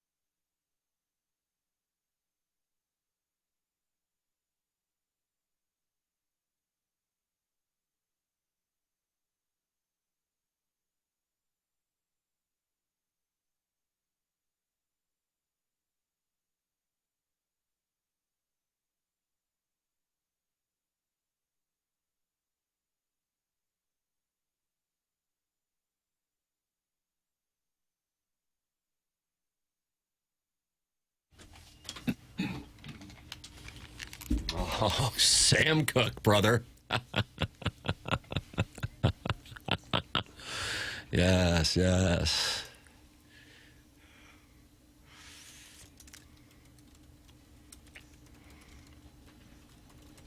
Am I off the mark, Jackson, or wasn't this playing during the Malcolm X assassination scene at the end of Spike Lee's 1992, Doug? I don't know the film X. Am I right on that? Yeah, this plays in Malcolm X. But during the assassination scene? I think so, yeah. Spoiler alert, I guess. Yeah, it's like as it's about to happen, because it's obviously pretty telegraphed what's going to happen towards the end of that almost 3-hour biopic. I like that movie. Oh, it's fantastic. I'll come in for a movie boy on that. Spike Lee at his best is as good as anybody. Doug Spike Lee at his best is as good as... Now, there's some valleys in that, but you guys shoot the score. But, like, Do the Right Thing, Malcolm X, 25th Hour. He got Chasey Lane and Jill Kelly, and he got Game with Jesus Shuttlesworth. Yep. Friend of the program, Ray Allen. Yep. Mo Better Blues. Fantastic. Doug, what's your favorite Spike Lee joint? Favorite joint? That's what he calls his movies. Oh. Did you ever see Inside Man? I didn't. Denzel? No. Clive Owen? Pretty good. Man, that's Movie Boy over there. You're just getting to watch Movie Boy be Movie Boy. Yeah, boy. Do the Right Thing is Danny Aiello. That's my favorite. But Malcolm X was shot 16 times. Yeah. But I also love the musical stylings of Sam Cooke, I'll tell you that much. I'm playing it because it's the 41st anniversary of the first Rock and Roll Hall of Fame class. At which Sam Cooke was a member. Yep. Okay. 41st anniversary of the first Rock and Roll Hall of Fame class, Doug. Actually, it would be the 40th anniversary. 40th, Doug, hard to believe. Okay, that's why the 41st one was so unbelievable. Time does fly. The Rock and Roll Hall of Fame was established in 85. The first class went in 86. And that's when Jeff Lottie was closing out games? Yeah, and Dolly Parton got in there somehow. The Rock and Roll Hall of Fame kind of just turned into the Music Hall of Fame. Yeah. Chuck Berry, James Brown, Ray Charles, Sam Cooke, Fats Domino, the Everly Brothers, Buddy Holly, Jerry Lee Lewis, Wilder Richard, and Elvis Presley. The first class. Inside Man sucks so much ass. That's from The Worst One's Wacko. I disagree. I really like Inside Man. All right. Well, now you're picking on The Worst One's Wacko. I wouldn't do that. Just because I like the movie and he didn't doesn't mean we're in war. Well, I'll bet the next text is coming for you. Oh, yeah, but that's because he's out of his mind. He's gonna tell you to come and get your whooping. Yeah. He is. Somebody's about to come and get some Guns N' Roses tickets because it's time for the Design Air Heating and Cooling Email of the Day. Yeah, we're giving away these Guns N' Roses tickets, concert Sunday night, August 16th. You can find all the ticket details and a bonus chance to score free tickets for Guns N' Roses right now at 101ESPN.com or on your 101 mobile app. Wonder if Scotty Scheffler will go. You've been thinking about that? I have not given it 1 second of thought, no. Think he'll go, Papers? I'll think now. What was the question? Man, snort this Adderall off my left nipple ring. Oh! Who is going? Scotty Scheffler, Guns N' Roses. Will he go to the concert? I would be surprised. Wow. He'd have to go in disguise, wouldn't he? Luxury I suite. bet if he took his hat off, just take the hat off. Think so? I think people wouldn't recognize him nearly as much. He's a gentleman in his late 20s who looks like he's in his 30. late 40s. Is he 30 now? He just turned 30. Yeah, that's correct. Well, anyway, we're giving those tickets away, and you might see Scotty Scheffler. We don't know. Yeah. For promotional reasons, yes, I do think he'll be there. Somebody wants a new text name, and they want to be known as the Lube Rock. Jackson. The Lube Rock? Yep. Denied. Oh, there you go. Morning, gents. As the illustrious UGK once pointed out, got front and back and side to side. Of course, referring to the aftermarket hydraulic system installed on a lowrider to allow it to bounce in every direction. It's a sight to behold for sure. Though I'd bet cold, hard cash Jackie's never seen one in person. His waspy upbringing. Nice. correct use of vowel tenses. An $80 haircut makes me think he's never sniffed a 72 Cutlass bouncing 4 feet off the ground via a remote straight bump, and damn, it feels good to be a gangster. No, our Jackie boy wouldn't last 3 hours in certain parts of our fair city. Some folks don't value politeness and proper grooming habits, and it shows. New show idea just generated. Picture this, boys. We dress up papers in some urban-appropriate garb, give him a pack of Swisher Sweets, a microphone, and a mission to get the sports pulse from our underserved communities. Maybe it's great radio, and maybe it gets violated. Maybe it gets a new boo. We don't know, and that is why it will work. Radio good is headed your way, and you're welcome. That's from Bro Fallon. I'm balling. I'm taking my time on my rhyme. I think he meant to say radio gold. What about radio good? No. And papers is not a wasp. No. Clip that off. No, I'm not. But I appreciate the email. Morning, my little man sluts. All this lactation talk as of late got me thinking, how can we monetize this? And it suddenly hit me like a bolt of lightning. TMA Raw, organic gerbil milk. I can see it now. Martin giving live reads about the many nutritional benefits. Kurt can whip up a catchy AI jingle. Doug can star in one of those prescription medication style ads, looking vibrant for his age in the tightest of khakis. I can actually see that. Slow dancing with dads, smiling as he downs a nice, refreshing glass of gerbil milk. Jackson's face can be on the label like a pale, sickly-looking Gerber baby, complete with a got milk-style mustache. Yeah. And then, of course, Tim will be out on the farm, milking like the Dickens with those tiny little pincers. Yeah, pincer-friendly. Milking those gerbils off 2 at a time to extract the sweet, sweet nectar. This small batch gerbil milk will surely catch all the soy boys by storm. Respectfully yours, that's from Jackson's Soy Boy. You can milk just about anything with nipples. Jackson's Soy Boy. Hey, folks, Mark from Mark's Mulch and Bra here. As you've heard, business has slowed down a bit. So I've decided I'd like to become one of Iggy's guys. I've always dreamt of going from a guy Iggy knows through Tim to a guy who really dropped the ball on the free favor he committed to doing without any resources. So he unfairly delegated it to me via an unsolicited phone call with a, hey, since I have you on the line, guilt trip. From what I can gather, Rockio handles fulfillment. Rockio handles fulfillment.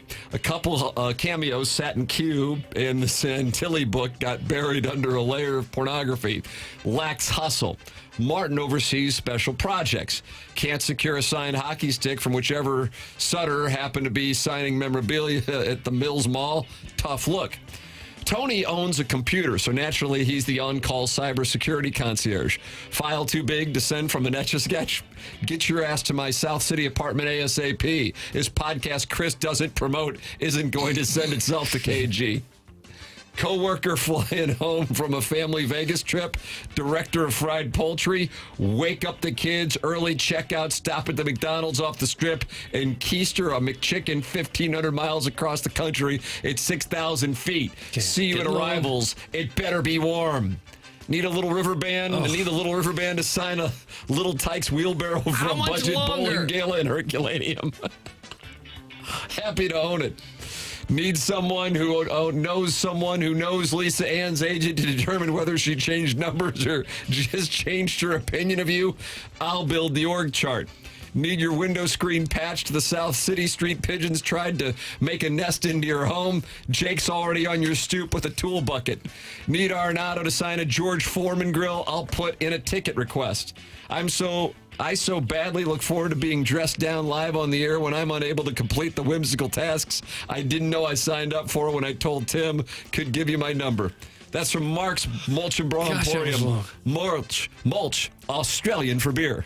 No, you can't steal other slogans.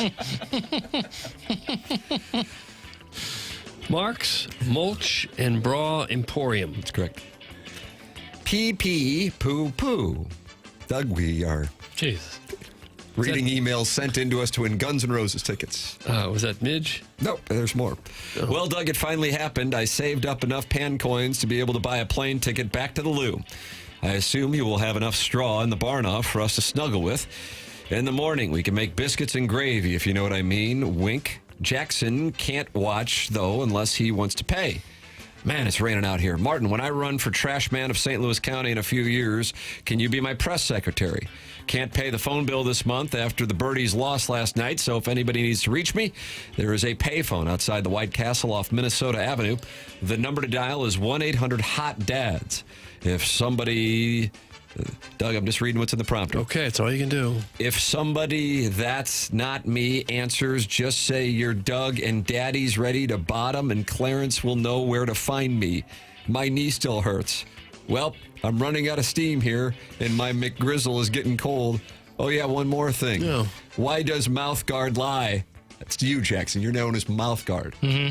Why does Mouthguard lie? You absolutely cannot buy fish at White Castle, you pale Pringle. I always thought blue feet meant you hang out in the blue drink and porta potties, but I guess you learn something new every day. Put me in, KG. I got porta potty feet. Screw Chuck Todd. I need painkillers. That's Jugs in D.C., Office of the Mayor's Grass Cutting Unit. And White Castle does have fish nibblers. Wow, damning statement. Fish nibblers. Ooh, Doug, you want a fish nibbler today from White? No. Jugs in D.C. Guess what? I don't want your stinking, stupid Guns N' Roses tickets. Another night out in public all by myself is not what I need right now. Doug, that comes from Midge. Okay, Midge. And they have fish sliders. They don't look very good. They got a whole fish section on the menu, apparently. It is time we make a stand. We will not tolerate the 1% putting down the other 99%. Today is the time that broke the camel's back. Jackson is abusing his vocal power and influence fueled by his newfound sex addiction to all 35 of us. And it is time someone said something. These points need to be addressed. Oh, you've never been to Wall Street. That's cool. Well, Jackson thinks you should call it FIDI, like the financial district, obviously. Oh, you've never heard of FIDI? Oh, that's cool that you don't have a trust fund. When your family owns a wing of it, it gets a nickname.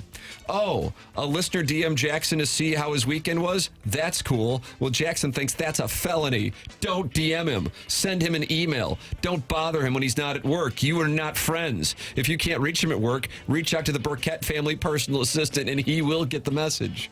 Your family has a personal assistant? We have a guy. Like a butler? Well, valet? He's more a member of the family, really. Oh, gosh. Oh, you're 40 and still use Snapchat to talk to your friends? That's cool. Well, Jackson thinks anyone over 25 with a Snapchat needs to grow up. Oh, KG, you're almost 40 and have a Snapchat? I wasn't talking about you specifically, just anyone over 25. Oh, you sent a foot emoji to a girl on Snapchat yesterday and you're 40? Okay, but what was the actual point of this? Oh, you get excited when there's a biscuit in the break room? That's cool. Well, Jackson thinks biscuits are beneath him. Jackson is anti-biscuit, and we shouldn't be surprised. A man who grew up with a personal driver and whose father now fills in on the driver's day off was never going to understand the comfort of a $2 carb. The 99% is spoken. We will not back down from the button pusher's power. Doug, that's from Steven Time, from Brothers Time Incorporated. Our Mary Kay party only has 63 spots remaining. You will have to park on the right side of the street. Look for the pink car in the driveway. Steven Time. Sounds like a guy who ain't going to the Guns N' Roses. No. Wow! Oh, hi, losers. Yeah, this email won't feel good at all. I hope you understand the hell you've unleashed today. Earlier today on the ESPN radio broadcast sports talk radio show, you tramps somehow stumbled across a biscuit conversation. And not once did you ask me about it. I'm all things biscuits, but somehow you fats think you're experts? You'll rue the day you denied me my spotlight. Doug, that comes from Biscuits with McGravy. Sure it did. I do like biscuits with McGravy. Okay. And finally, the TMA plane ride looks like fun travels, but if they have to make an emergency landing in the Pacific and wash up on a jungle island, did Jackson pack the equipment to do a remote? This could be the radio equivalent of Gilligan's Island or Lost. How long till a Lord of the Flies scenario unfolds and Tim is finally worshipped as the deity that he really is? How long till someone finally suggests what's all on the minds of an island of 14 men and no women? How long until Iggy is voted off the island on a raft for refusing to do any work? Careful not to let any sand in the crack, Doug. It's coarse and rough and irritating, and it gets everywhere. That's from the poor film student who stood right next to you here in the Steeple Studios. I remember that. But he's emailing in from Southern California today because he wants to come to St. Louis to see Guns N' Roses at Busch Stadium on Sunday, August 16th. Did you run out of breath there? No. poor film student. We will vote and we will announce the winner of these Guns N' Roses tickets coming up at 10:55. Then we'll head down the hallway. And Doug, you say the show, the After the Morning After program, hangs over you like the sword of Damocles, ready to chop off my head. And then Anthony Stalter and I will have the Spread Zone coming up today. Following that, Riz is on vacation, so it'll be Anthony Stalter and I doing that program. Coming up on the presentation, we will have the winner of that Design Air Heating and Cooling email today and the Guns N' Roses tickets. Bob Costas talked it over with his perspective on what we were talking about before this, and this is the off-season and the tipping point for baseball. Always good to hear from Bob Costas, a wise person who many thought should be the commissioner of baseball. That's coming up here on the presentation. It's TMA 101 ESPN.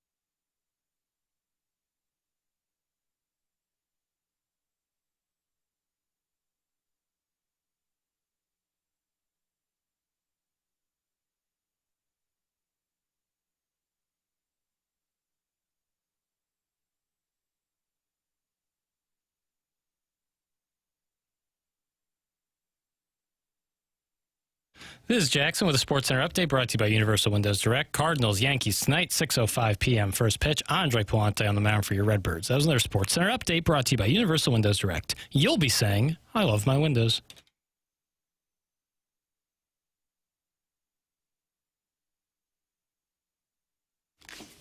It is the morning after 101 ESPN. Tim McKernan, Doug Vaughn, Chairman Kurt slides into the dais, and Martin deals with onboarding. And little Jackie Papers loved that rascal Puff. You can watch the program on the TMA STL YouTube channel. It's at Form Energy YouTube chat where friends gather and talk it over. Doug, and it's fun. It's fun that friends hang out and get to know each other. I think some relationships have blossomed in that Form Energy YouTube chat. Have they really? Ryan and the Corn Belt's in there right now talking to the TMA remote lamp, and they're talking to Snort and Ants. They're talking about their favorite Ubers. Talking Waymo versus Uber and Lyft. Doug, Waymo versus Uber and Lyft. Your thoughts? Do we have Waymo here in St. Louis now? I did see a car driving, but there was a guy in it. Somebody in the YouTube chat earlier said they saw one on maybe Page today. With or without a driver? I don't know the answer. I to saw that. one downtown around Busch Stadium, but there was a driver in it. I just wondered if they were mapping out the area or videoing it to Could be. help with the computer. I don't know. You don't strike me as being the trusting type with a Waymo. Maybe not now. Give it another year or two. Iron out some of the kinks. I could be talked into that. I have taken one, and it was all right. I survived. Where'd you go? It was in Scottsdale. Oh. I guess it's state to state, but can you have an open container as a passenger in a Waymo? I guess if you have it's legal in Missouri to have one if you're a passenger, so I'd imagine the same way it goes. You say legal or illegal? I believe it is legal for passengers, obviously not drivers, but I think passengers can. I don't know 100% on that. Well, you're sitting in the back seat, right? Or do you have to sit at the driver's You're sitting place? in the back seat. Yeah, so what difference would it make? Right. You never ride shotgun in a Waymo? I don't know. I rode in the back seat. The front seat had a lot of gear in it. If things start to go awry, can you commandeer the wheel and No. I don't know. I don't know how you're just doomed or even worse? I think the idea is that you won't be doomed or even worse, but yeah, I don't think based on what I had, it was like a whole mess of stuff in that front seat, so it wouldn't even be an option, really. If things are going awry, it would be tough to scramble over the chair and get in driving position to save That's yourself. why I was anyway. thinking passenger seat sounds appealing in case I have to save the day. But Maybe a passenger seat with a brake, like your driver's car used to have. Yeah. Well, it's probably still safer than a drunk driver or a distracted driver or maniac. It'll get there. Give it 10 years and it'll probably be very common. Mm-hmm. Yeah, Uber seemed revolutionary. Mm-hmm. And people had safety concerns, like I'm going to get in the car with some stranger, and now people Uber without even thinking of it. I'm sure that's still a thought maybe in their mind, but after years of practice, it's like, yeah, you're probably going to be just fine. Doug, I did have an issue with one of my first ever Ubers, and I think it was 2011, and it wasn't in St. Louis. We were staying in downtown Miami, like that Brickell area. That's where we were. Mm-hmm. For me, as everybody knows, I'm a Latin scholar. A Latin scholar. Took 4 years of Latin at the University High School. But no habla español. And got in the Uber. And as it turned out, no habla inglés in the case of the driver. Mm-hmm. And we were headed to, of course, South Beach, because that's where people who have my physical characteristics go. Model type. Not only go, but flourish. I guess I didn't want to say that because I didn't want it to be unrelatable. Right. Movie stars, model types, your beautiful words, people. Your words. Okay. Your words, sir. Yeah. It's Pincer Haven there. There are a lot of 5'3" bald guys from St. Louis. They're actually there's a good amount. Difference is they started a company like in the late 80s. That's right. And living large. It's really easy to know which direction it is because here's the thing. There's an ocean right there. You can just see it right there. Sure. My friend, the Uber driver, no habla inglés, I'm no habla español, begins heading the other direction, and now we got ourselves a problem. Yeah. Because now we're heading towards the Marlins' incredible ballpark. Yeah. Beautiful ballpark. That thing is the Wrigley Field of South Florida. I don't know. and we are just not able to communicate that what John Candy said, or was it Neil Page, or was it the drivers in planes, trains, and automobiles? You're going the wrong way. You're going the wrong way. He's flustered, we're flustered, and we continue to drive west, and we're going the wrong way. And just out of frustration, he just drops us off in a parking lot. Oh, did you pay? Well, you already gave your credit card. That's all on the What you apps. gonna do? Then you can go through Uber's customer service, and that's wonderful. Yeah, it's delightful. It's like trying to get your money back from what was that book that you got taken from online? The sports. Some with soccer. Somebody was like cleaning your account your out. account and bet Oh some yeah, Mexican that did soccer. happen. Yeah. And bet on a bunch of soccer games. Weird. It was super weird. It was I don't know I still don't know what the angle was. Yeah. You just take the money. Why would you? Right. If you're in my parlay it? account, well, I guess it goes back to my account. Right. This was pre-Missouri sports gambling. Yeah. You know you really are in for a sweat when you hack into someone's account. You could just take their money, but instead you bet with it. On Mexican League Soccer. Yeah, Well, it was yeah, on Mexican naturally. League Soccer. There's a bunch of different games. I still haven't. Where the hell did all my money go? Oh, it was bet on by somebody who hacked in on Mexican League Soccer game. What if they bet on it at one and then you just got I to... don't know what the angle was. I Yeah. still don't know what the angle was. Well, maybe this guy won't know this and I can win this bet and then take the money. It's like a out. little betting Dark Knight. Yeah, really. Yeah, he's a vigilante justice. Let's see, what am I talking about? Oh, I'll tell you what I'm talking about. Mentality. This is a man's show. Mentality has treated 25,000 men. You can't rely on testosterone alone anymore to run full capacity. Your body needs peptide therapy on top of your TRT. For guys whose recovery still lags and whose energy plateaued, even on testosterone, Mentality's physicians design a plan that layers peptide therapy on top of TRT to support recovery, repair, and performance. It's a custom plan built around your numbers, monitored every step of the way. Testosterone levels the field. Peptides drive your results. Start today at lowtusa.com. That's Mentality at lowtusa.com. It's TMA 101 ESPN.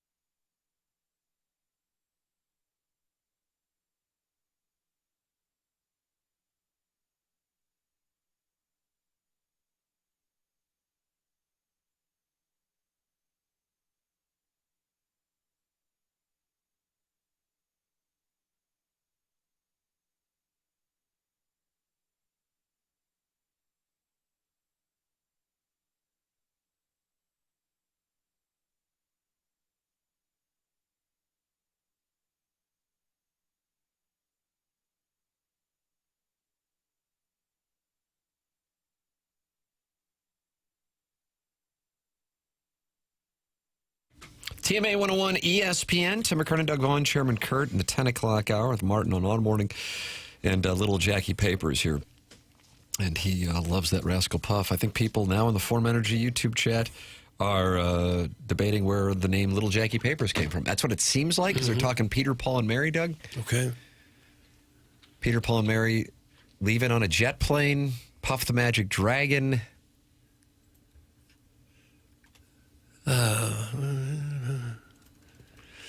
Leaving on a jet they had some other hits, too. I'm so bad at remembering music. When I'll be back again. Take a listen.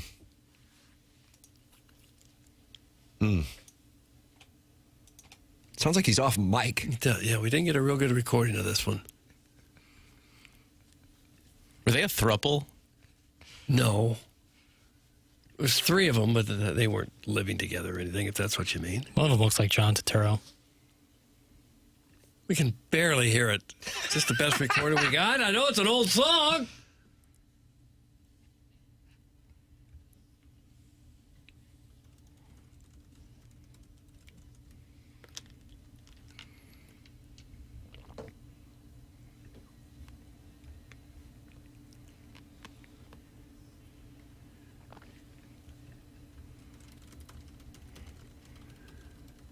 This sounds like just two of them, not three.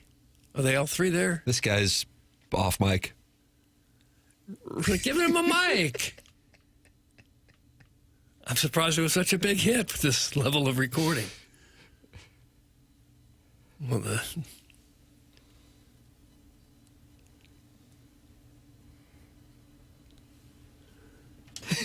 this is just ridiculous. Where'd you get this? What do you mean? This is their album. That's not what the album sounded like. I wasn't the engineer in 1960 whatever when they recorded it. It didn't sound like that even in the 60s. Doug, what about If I Had a Hammer? That's from Vizzini. That's what I was trying to think of earlier. Was he on mic for that one? Probably not. I guess that was the secret of their success. You can hear Mary. Mary's clear as a bell, like Tetley T. Yeah, maybe one guy couldn't sing a lick, so they told him, sure, you'll be in it. But they cut his mic. What's next? Playing Cat Stevens? That's some Doug's prison walk. If you're not careful. We'll play Cat Stevens until we have to leave. Stevens was great. Sure. Veiled Prophet is not happy with the show. Jesus, we play a stupid dragon song with a guy off mic, but we can't talk sports. The doggies are losing their top goal scorer. You can act like a man. That's from the Veiled Prophet. Doug, the doggies losing their top goal scorer. Okay, and we all got to act like a man because of it.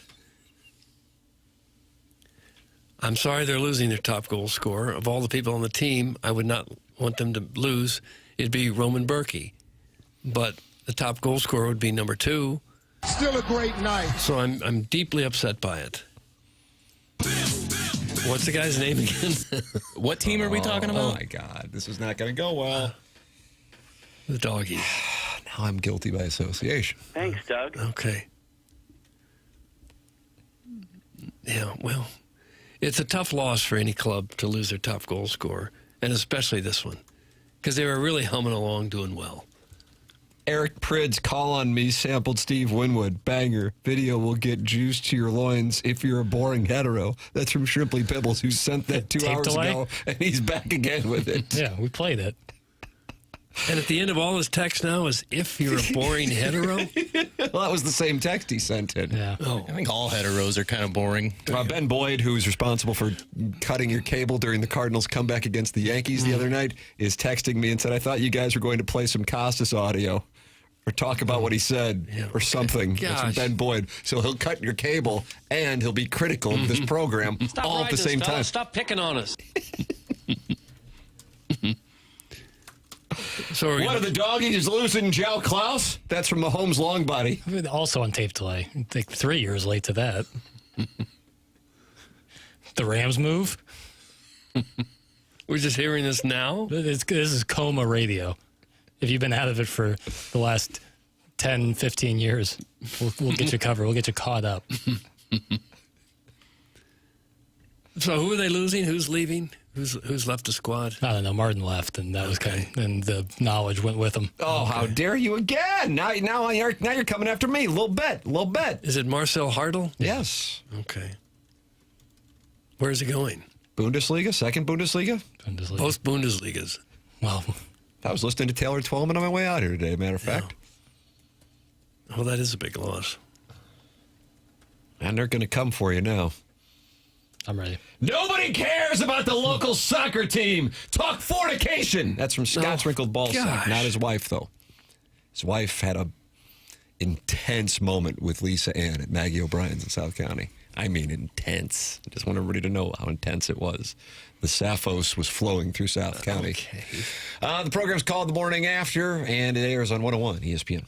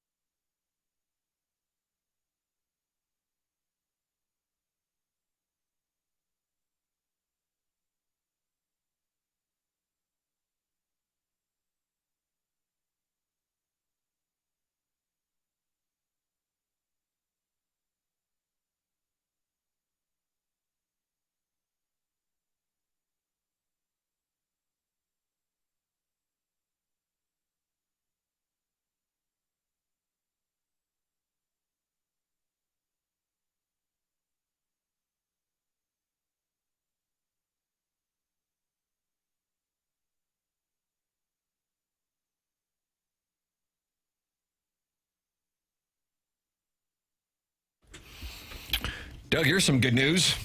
What's that? Cardinals got something going with Leonardo Bernal. 4 for 4 last night with an RBI and a walk. And he has been on a heater since May 1st, 948 OPS and 12 home runs. John Denton just reporting. Well, this isn't a report, but opining that one would assume that surging catcher Bernal would be up with the Cardinals by this weekend or next week with the way he's swinging the bat. The Cardinals need to see him handle and hit against MLB pitching. He's considered a good defensive catcher, right? Jackson, you are a catcher correspondent. Yes, what they need. I believe he is more in the defensive category than he is offensive. But he's been raking, Right. And if he comes up and plays well and looks like a better defensive catcher than the others, he could be the guy as soon as next year. Right. But I think they really want Rene Rodriguez to be the guy. That's who they kind of have tabbed. So maybe they just make all these catchers outfielders. I'd love it. Like Crooks, we've got to find a spot for him, too. Yeah, you can play the center outfield. field. There we go. Yeah. Or short. Pages, second base. Love it. Or third. Okay. Any base will do. Yeah. Bring Love in back. that relief, you know? Who knows? So now they're coming out of the bullpen, all these catchers? Wherever you got to get them. They're certainly the most adaptable of any position. You think? Spanky LaValliere played 9 positions in one game, Doug. Remember Yogi played a little outfield. A little left field. I think most guys who play shortstop in the majors could play just about anywhere. Maybe not. They couldn't catch. Maybe not. Well, a lot of them probably could. Ozuna's been released. I think the Cardinals should pick him up if he agrees not to wear that yellow awful sleeve. That's from Kathy in North County. Can he catch? Yeah, they need a catcher. Yeah. That would be interesting if the Cardinals announced they've signed Ozuna and plan to start him behind the plate in tonight's game against the Yankees. It literally makes as much sense as batting Jose Fermin third. I mean, we're at the same level there. Bernal's won a minor league gold glove. That's from the 737. Oh, good. Love him already. Yeah. They do need to upgrade that position defensively. Yeah. Why do you say that? Because they don't throw anybody out. Any fast runners stand on, kind of like Little League. Fast runners walk as a double. Pies is a little better at it, but his blocking, like whenever he tries blocking the plate, to me, it can be tough. Doug, Todd Zeal went from catcher to third base. Yes, he did. That's from the 573. Yeah, you're really eating your words over there.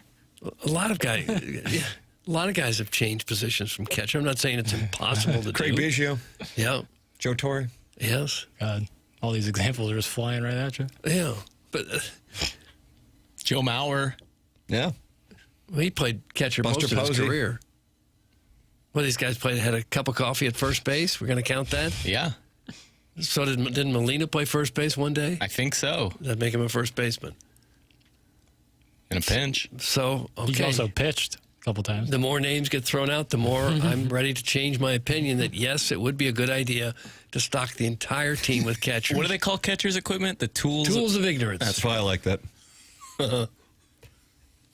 Tools of ignorance. It's kind of the show. I would like to have seen Yogi Berra running around left field, see how well he covered that. Yeah, I would too. Although he was a far better athlete than what you would have thought just by looking at his body type. Josh Donaldson. It's from the 314. MVP. Somebody said Jason Mott. What that? That's a nice one. There we go. Yeah. Paul Skeens, catcher of the Air Force. Think about that. You got to feel so dumb right now. No, I'm with you now. Yeah, Yeah. All catchers all the time. Good. Now you're on Jackson's thought platform. You can send yours in. Name catchers who move positions at 314-399-9646. Then you can also join in the conversation at the TMA STL YouTube chat. We'll be there with After the Morning After from 11 to 12. BK and Ferrario coming up in a matter of moments. We're going to announce the winner of the Guns N' Roses tickets here coming up. It is TMA 101 ESPN.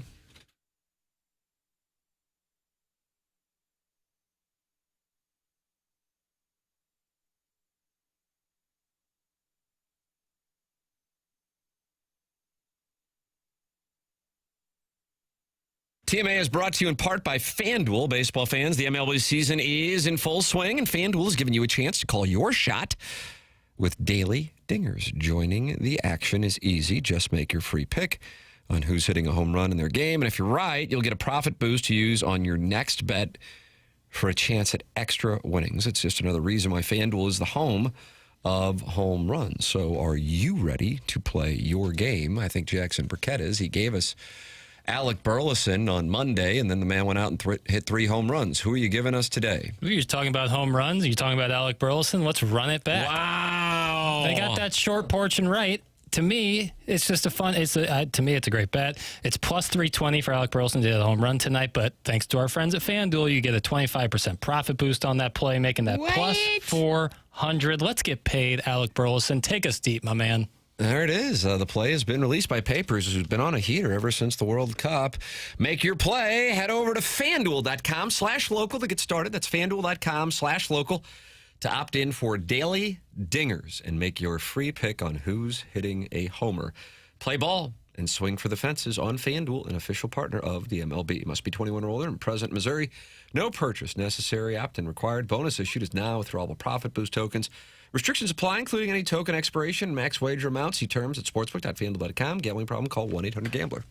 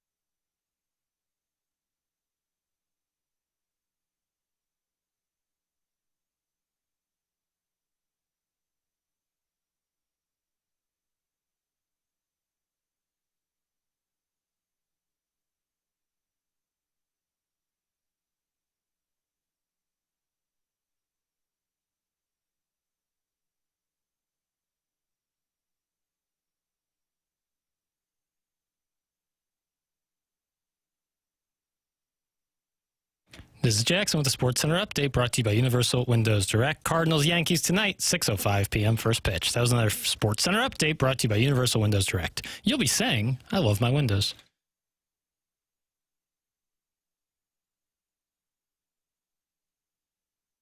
Well, here we go, Doug. Who's getting Guns N' Roses tickets for the concert Sunday, August 16th at Busch Stadium? Learn more at 101ESPN.com or on your 101 mobile app. It's Jackson Burkett. Jackson Soy Boy. Jackson Soy Boy wins. Congratulations to Jackson Soy Boy. You're going to see Guns N' Roses at Busch Stadium. Noah Khan, just a few nights ago, Guns N' Roses coming up. And will Scotty Scheffler be there? The dais is split. I don't think he's going to be there. He'll just drive up from Memphis for the FedEx St. Jude and come to St. Louis and settle in for a little Guns N' Roses. And if he comes, I don't think he'll be driving up. I think he could probably afford a PJ, right? It's good enough for Cesar Prieto. Okay, well, Cesar Prieto is probably not worth $100 million. But maybe he'll do it. I don't know. I haven't given 2 minutes of thought to it. I bet he'll be with Siwoo. You think? I love Siwoo. How about that? Jackson loves catchers and Siwoo Kim. Wouldn't you think they do their baseball team? They do their concert going when it's not golf season?